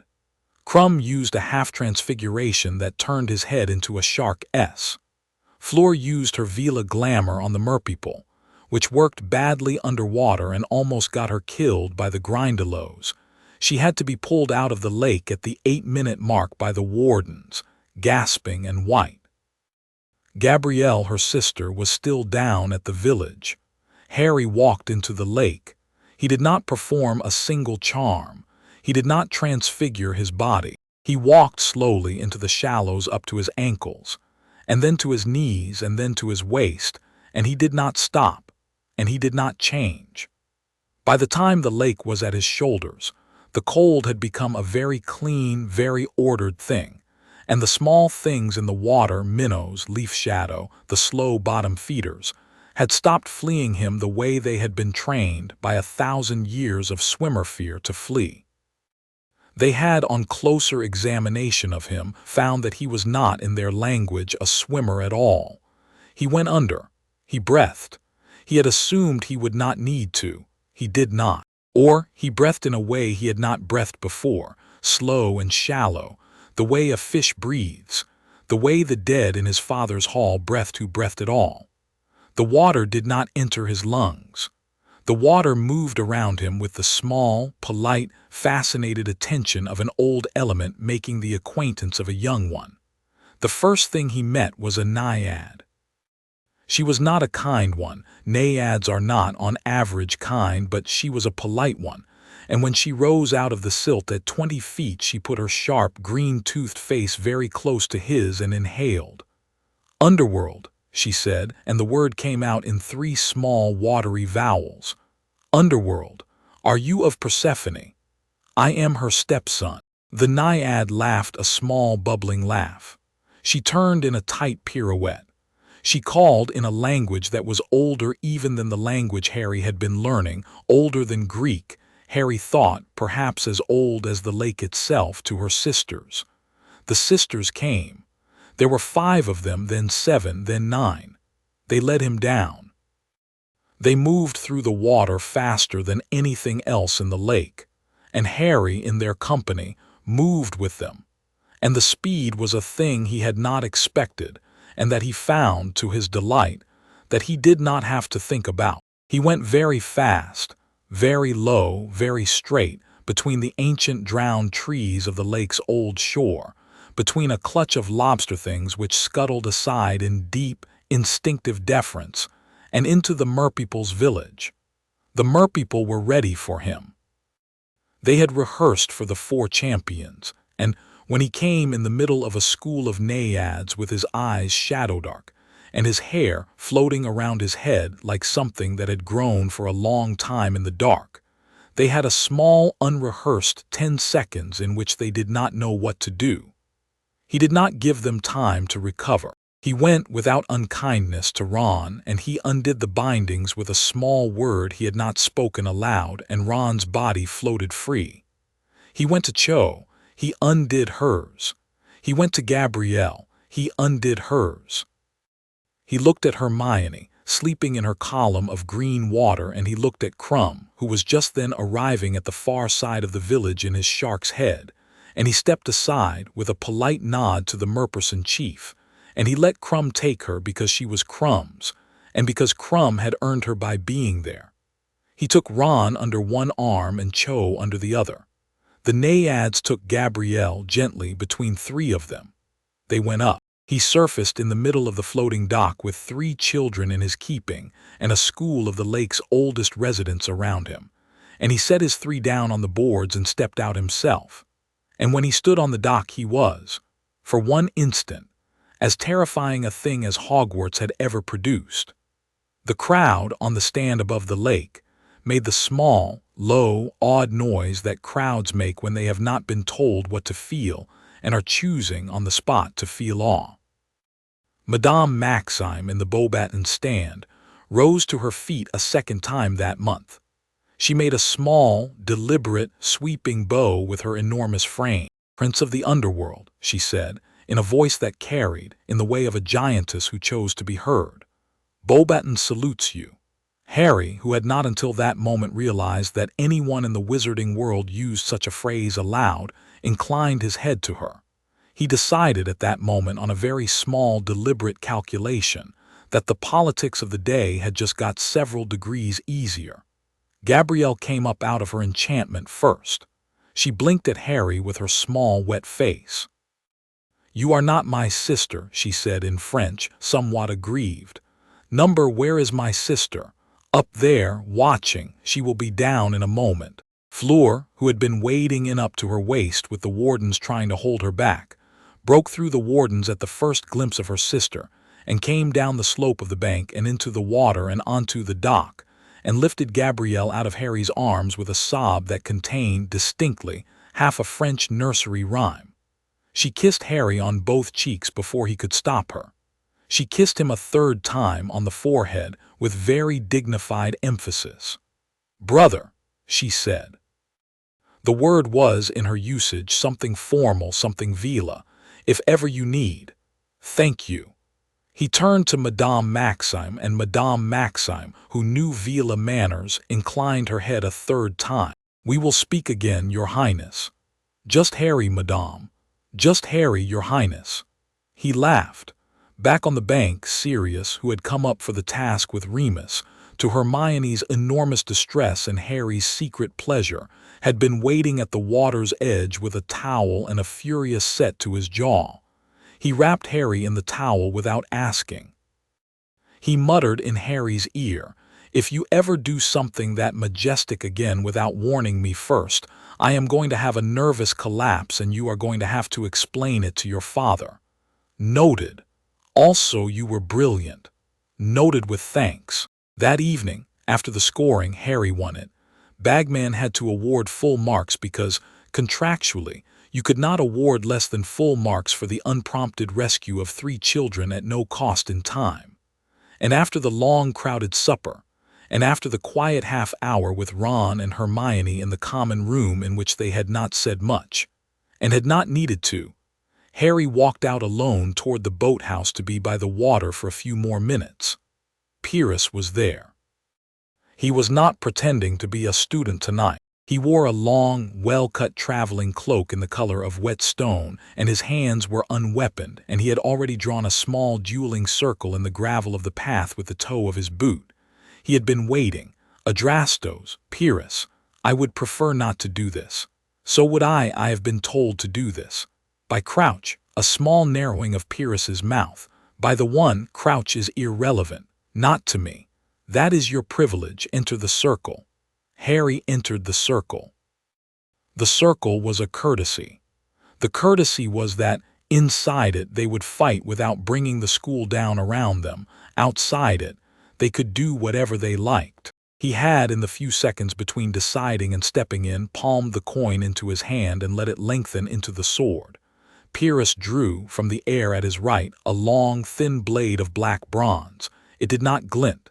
It absorbed the light around it. He stepped to the center of the circle. "You fought my impulse untrained, I have heard. I am pleased. Show me what your father has taught you in 3 weeks of his time." 3 weeks of his time was a year of mine. "Better, show me." He showed him. He showed him with shadow first, 3 quick step-throughs, 3 fast cuts at 3 different angles, all parried, all expected. He showed him with fire next. A slow, clean breath of Stygian flame, low and dark, pushed across the gravel, which Pyrrhus stepped over without alarm and which scorched a long, thin line into the path. He showed him with the sword 3 exchanges, a press, a feint, a cut that should have taken Pyrrhus's hand off, which Pyrrhus avoided by a step Harry had not yet learned how to do, a step that bent time around his hip for the duration of the step. That step was Creo's gift. Harry had been told about it.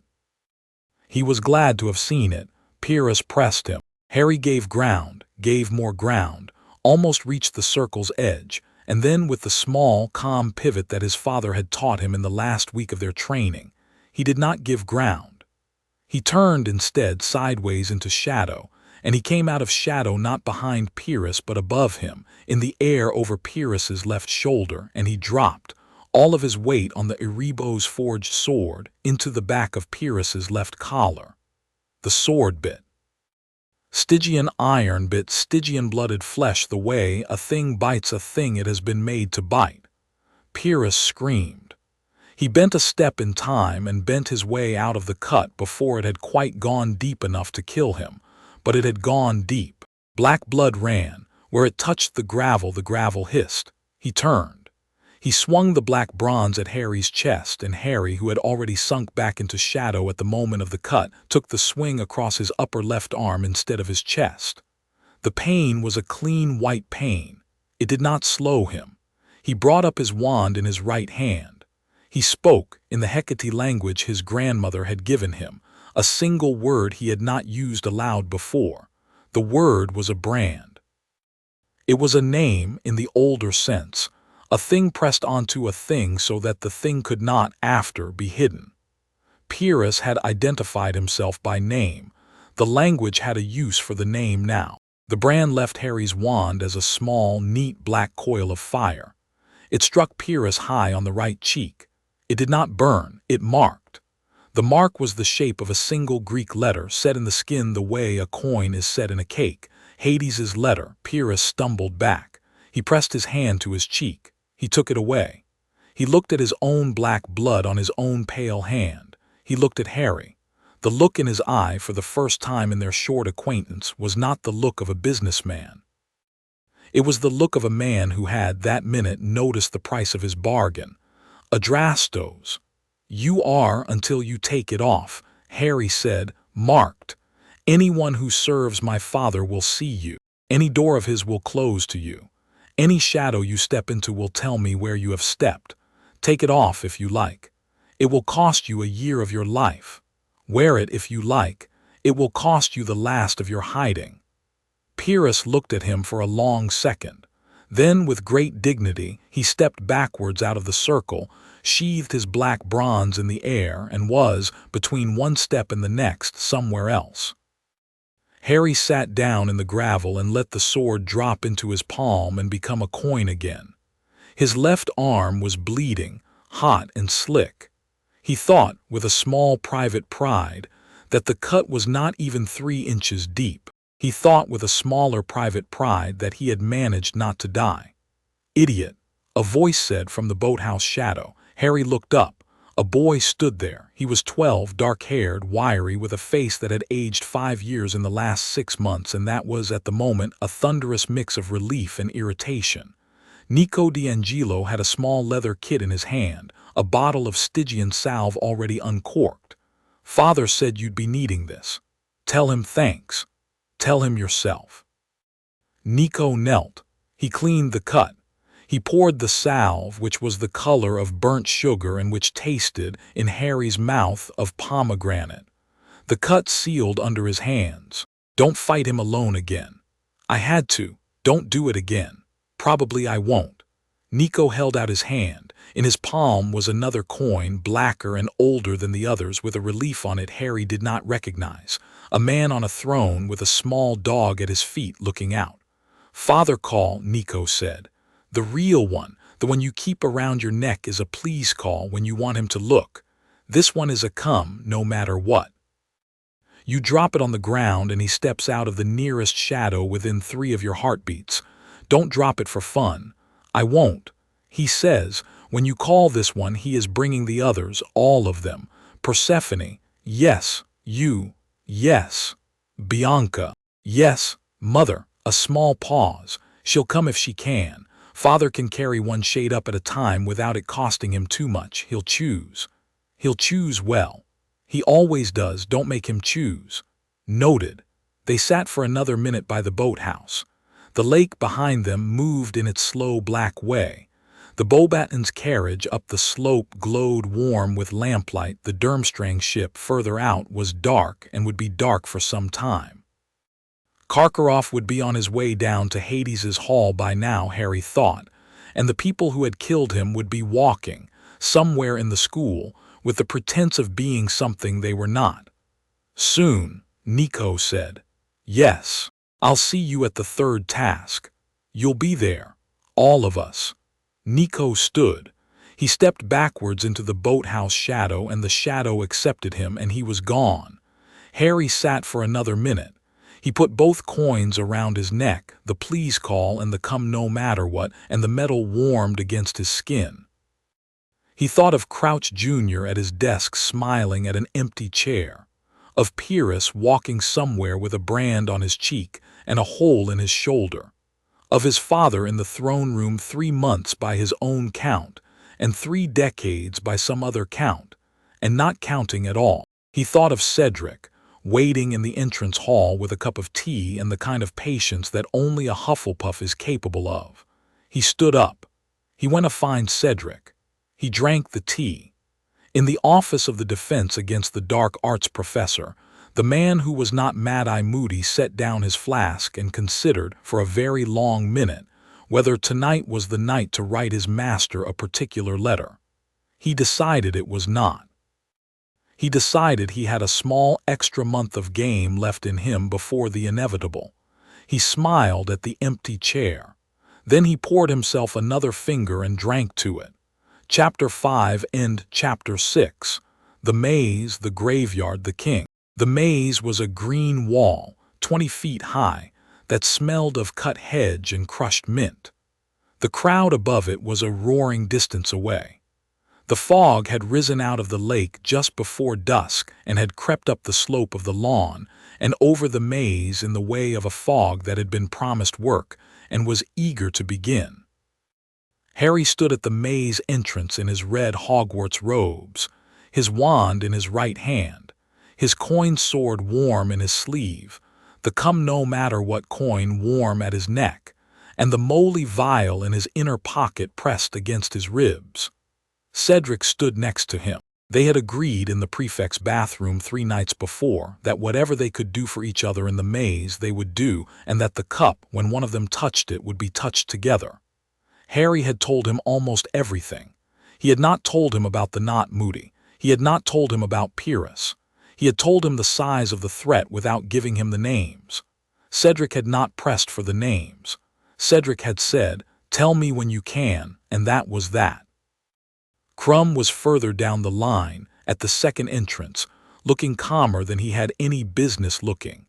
Harry had felt, in the morning, the small wrongness of an imperious shadow at the back of Crumb's eyes. He had spoken to Crumb in the corridor outside the great hall before dinner. He had touched Crumb's shoulder. He had said in the older language, the small, clean undoing word he had learned for that exact use, and Crumb had blinked twice and had said in unaccented Bulgarian, "Thank you, brother. I will perhaps be useful tonight," and had gone in to dinner with a clear face. Imperious cast by Crouch on a champion 2 days before the third task, Harry had thought, was a sloppy move. Crouch was getting nervous. That also was useful information. Fleur stood at the fourth entrance with her sister's small charm bracelet around her wrist, white-faced and ferocious. She had asked Harry the day before whether she was going to be in danger inside the maze. Harry had said honestly, yes. She had nodded, she had drawn herself up, she had said, "I have been in danger before." She was not afraid, she was angry. She had decided somewhere along the way that the maze was the place she would prove what she was not. The cannon went. Harry walked into the maze. The maze did not at first do anything to him. It let him walk. He had decided, with Hades's input, that he would not run. Running in a maze was the trick of a man who did not know where he was going. And Harry, at this point, had a number of ways of knowing where he was going. He walked. He sent the smallest possible probe of shadow sense ahead of him at every turn. He marked, on a small mental map, the curve of the inner walls and the placement of the obstacles, and the small wet smells that meant something living somewhere was waiting around the next corner. He met Cedric again in the third quadrant at the foot of a sphinx. The sphinx was Greek, not Egyptian. She was small and lithe, and her face was beautiful in the cold, disciplined way of all sphinx faces, and she had Cedric pinned in a half-crouch with her riddle and her teeth ready behind it. Harry stopped at the corner. He waited. Cedric got the riddle in the end with a small visible struggle and a fair amount of help from Harry's coughed half-prompts, which the sphinx, who knew the rules, allowed because she was the kind of sphinx who liked a clever solution by either means. She let them pass. She gave Harry, as he went by, a small inclined nod. He inclined back. He did not say anything in the older language. He had a sense, with sphinxes, that one offered a courtesy in the language they preferred to speak in, and the sphinx had spoken in English. Cedric, when they were past her, said, "You knew the answer before she finished saying it. I had heard her riddle before." "Where?" "In the throne room." Cedric absorbed that without comment. Cedric was very good at absorbing things without comment. The blast-ended scroot was in the 5th quadrant. It was the size of a draft horse, and was angry the way only a thing Hagrid had bred could be angry, and it caught Cedric across the back of his right thigh with a backward stinger before Harry could push him out of the way. Cedric went down on one knee. Harry put himself between Cedric and the Scroot, drew the sword in one movement and took the Scroot's stinger off in another. The Scroot roared. Harry took its head off in a third.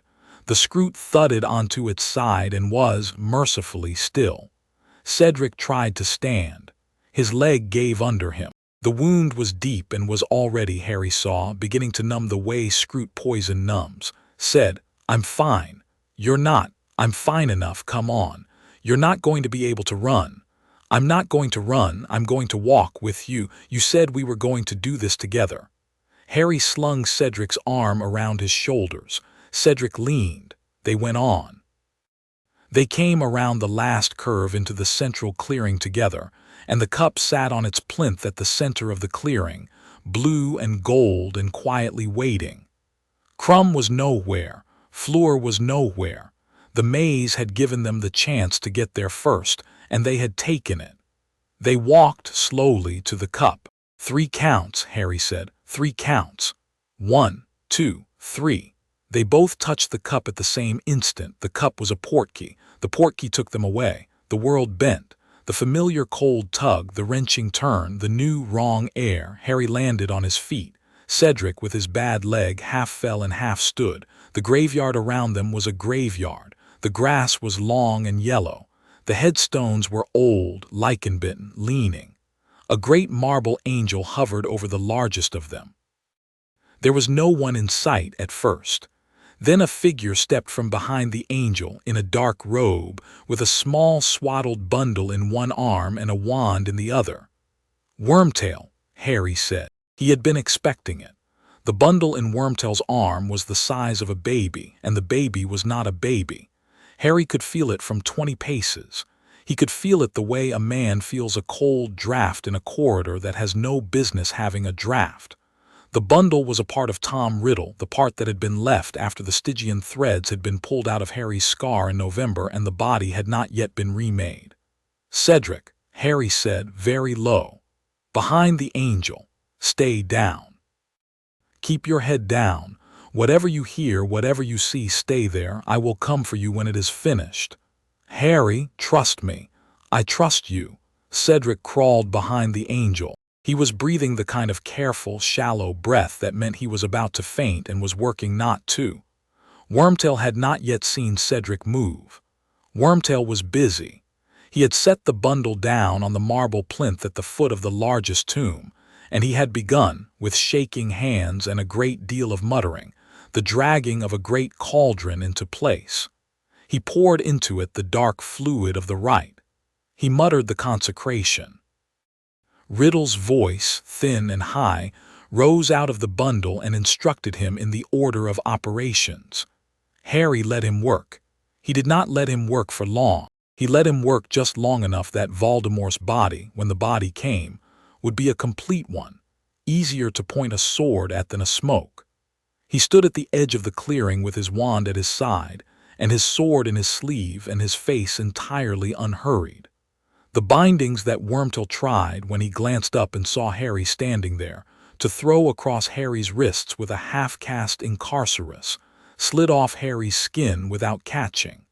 Harry did not even bother to bat them away. The bindings were mortal magic. The mortal magic of a frightened middle-aged wizard had no business holding a son of Hades. Wormtail tried it twice more. The second time, Harry took 2 steps forward. The third time he closed his hand into a fist, and the shadow of the angel above Wormtail bent, briefly, in a way that suggested it was watching Wormtail with personal interest. Wormtail dropped his wand. Wormtail did not pick it up. He completed the ritual anyway. He had to. The bundle on the plinth was speaking, and the bundle was furious, and the bundle was not the kind of master who survived a servant's hesitation. Wormtail cut his own hand off with the silver knife. Wormtail did not have time to scream. He had been ordered not to. The blood went into the cauldron. The bone of Tom Riddle Sr. went into the cauldron, dug up from the grave at Wormtail's feet. The blood of the enemy, the rite required. Wormtail looked at Harry. Wormtail's eyes were the eyes of a man who was being asked, for the second time that hour, to die for his master and was preparing to do it. "Don't," Harry said. He did not say it kindly, but he did not say it cruelly either. He said it the way a man tells a stupid dog not to drink antifreeze. "I'm not going to give you my blood.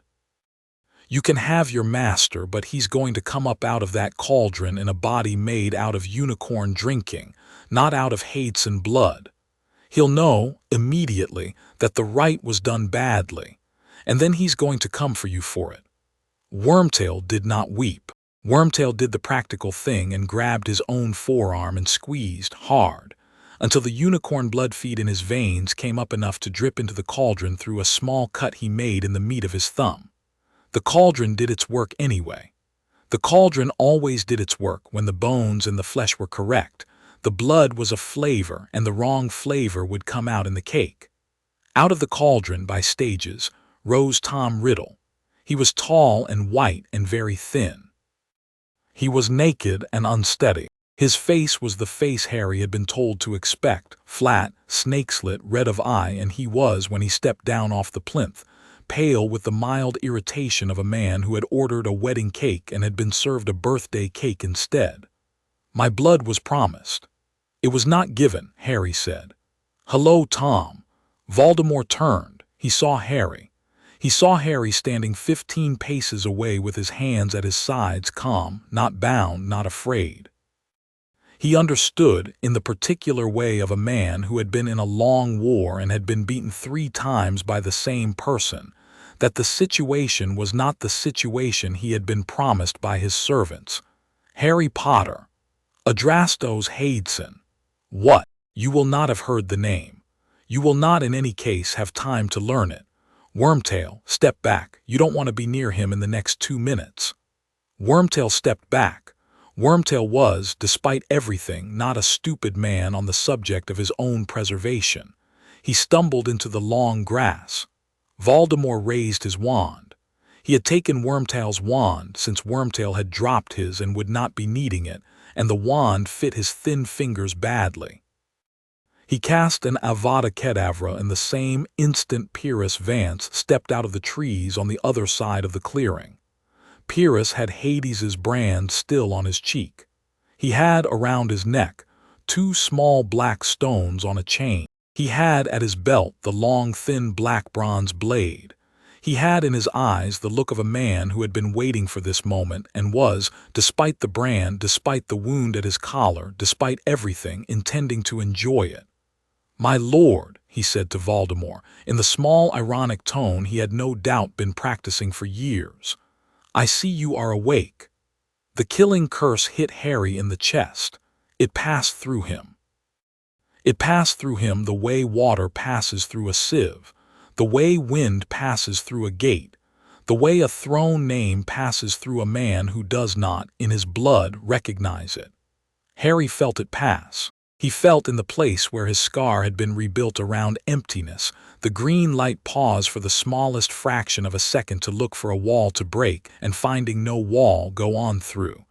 It struck the leaning headstone behind him and crumbled it to gray dust. Voldemort stared. "What?"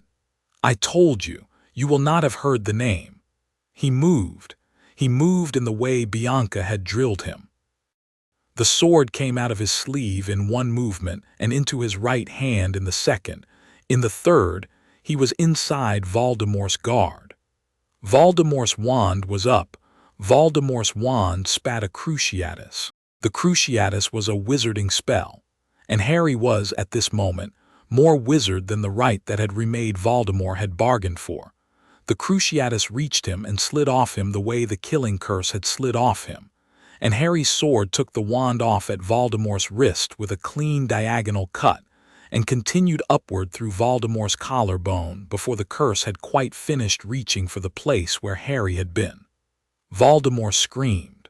The scream had pieces in it. Something in the scream came up out of Voldemort's chest and tried to flee, a thin black smoke, the last anchor piece of his soul, the one that had been keeping him in the body and would, with effort, find another body, and the smoke had gone up about 3 feet into the air when the air around it folded.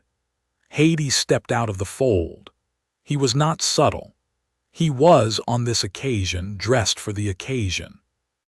He wore black plate armor over black robes, and the armor was the kind that had not been made anywhere in the last 3,000 years. He had on his arm the small plain helm of his Lord of the Dead form. He had not put it on.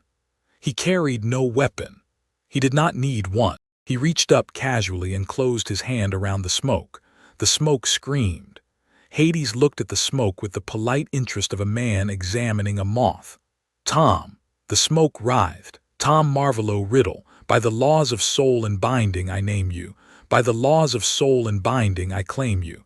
I will hear your case in my hall in 3 days' time. I will not before then allow you to leave my hand." The smoke went small.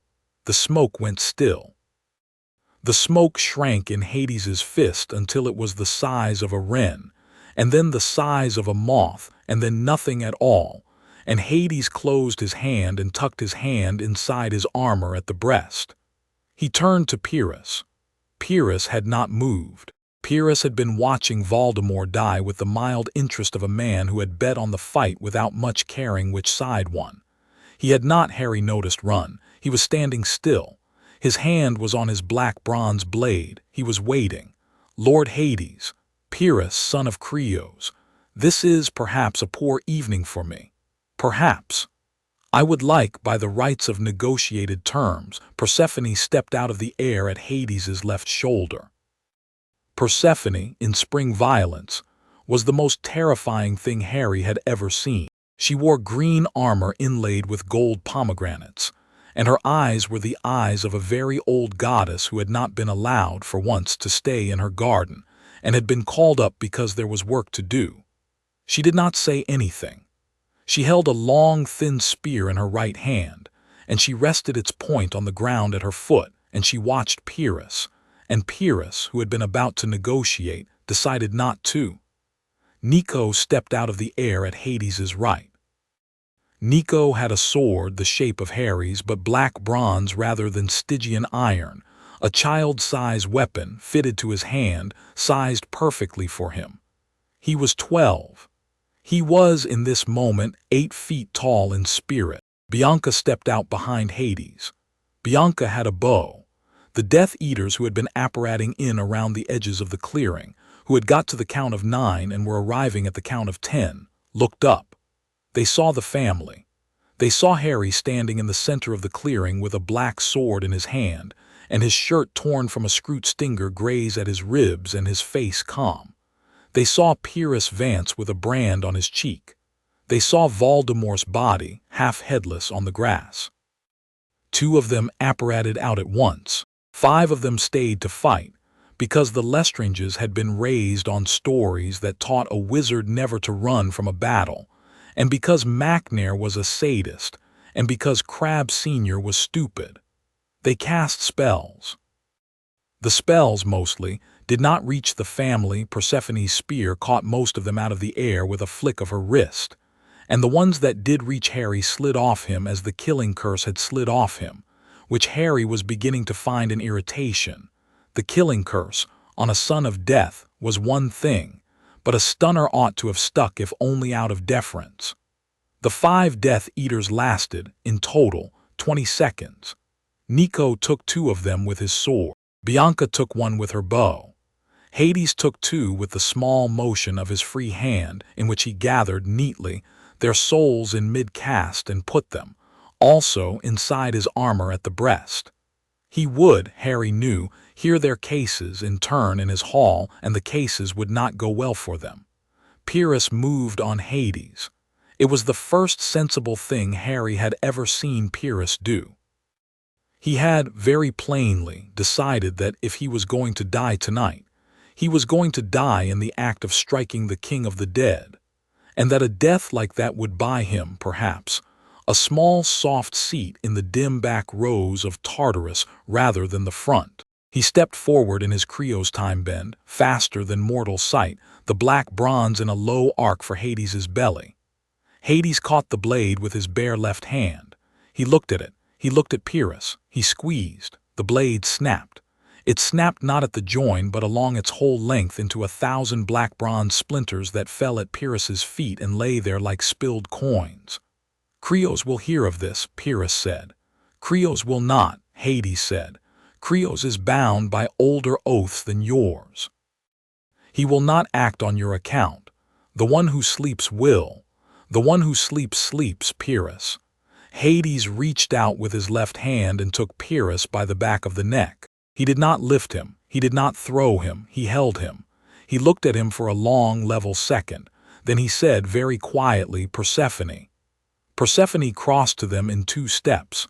She did not lift the spear. She set the point of it against Pyrrhus's sternum almost gently, the way one sets a knife against a butter pat to test it. She pressed. Pyrrhus did not scream. Pyrrhus dissolved. He went in stages, the way a footprint goes in snow, from a man to a shape of a man to an absence in the air, and the absence held its shape for a long second after, and then it also was gone. Tartarus, Persephone said.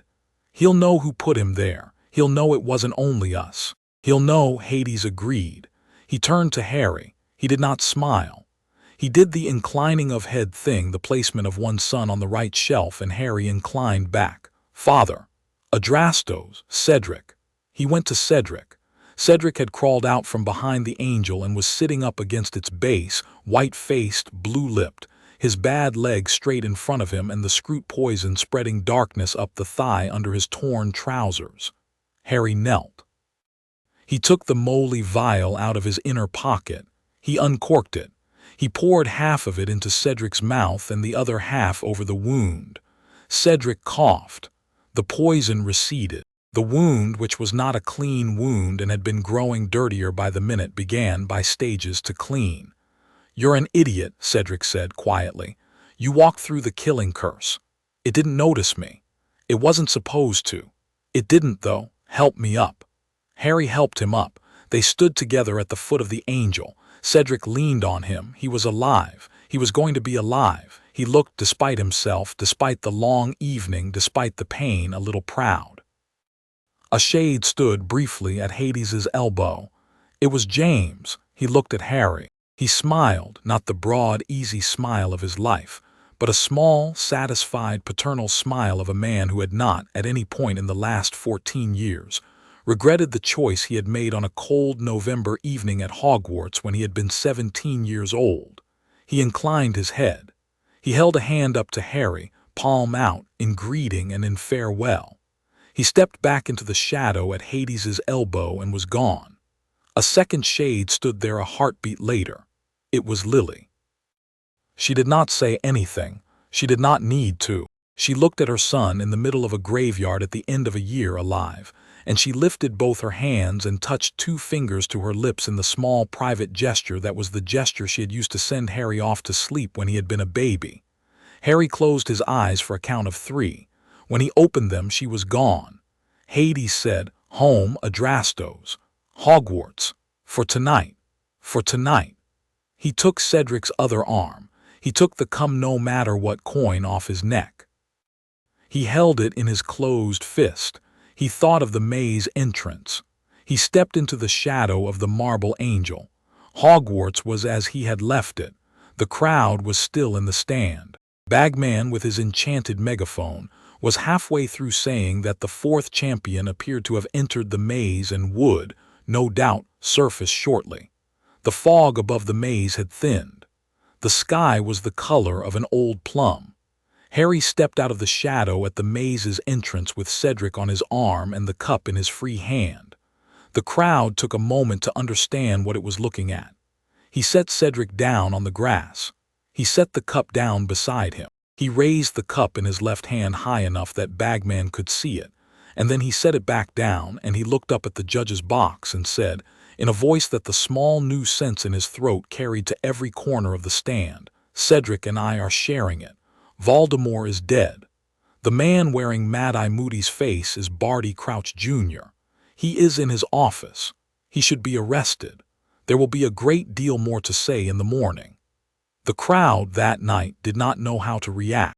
The crowd reacted instead with a 30-second silence, and then, by stages, with a complicated noise that contained the shocked and the awed and the relieved and the still suspicious, and which, when Madame Maxime stood up in the Beauxbatons stand and clapped 4 slow ringing claps, resolved itself into a long, uncertain, building roar. Dumbledore was already moving.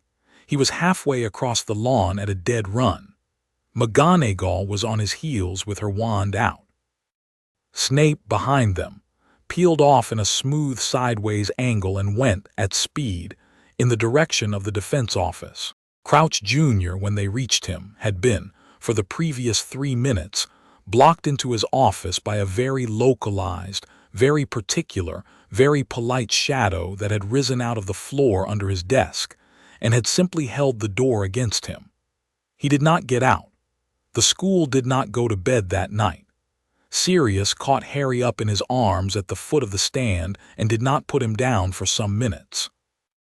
Remus, beside him, did the slow, careful pat on the back of a man who had already done his crying in private.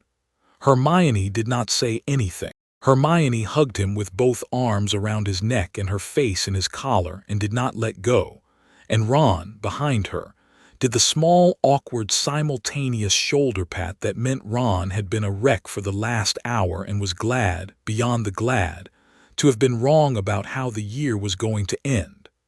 Cedric's father reached his son. Cedric's father did not, for a long minute, speak. He simply held the back of Cedric's head with both hands and looked at his son's face, and let his own face crumple and reform in the ordinary, embarrassing way of fathers in public. Hours later, after the medical tent and the long room with the Aurors and the longer room with Madame Bones and the longest room with Dumbledore and Madame Maxime, Harry walked up the 7 staircases to the astronomy tower with Sirius and Remus and Nico and Bianca. Persephone had gone home. Hades had gone home.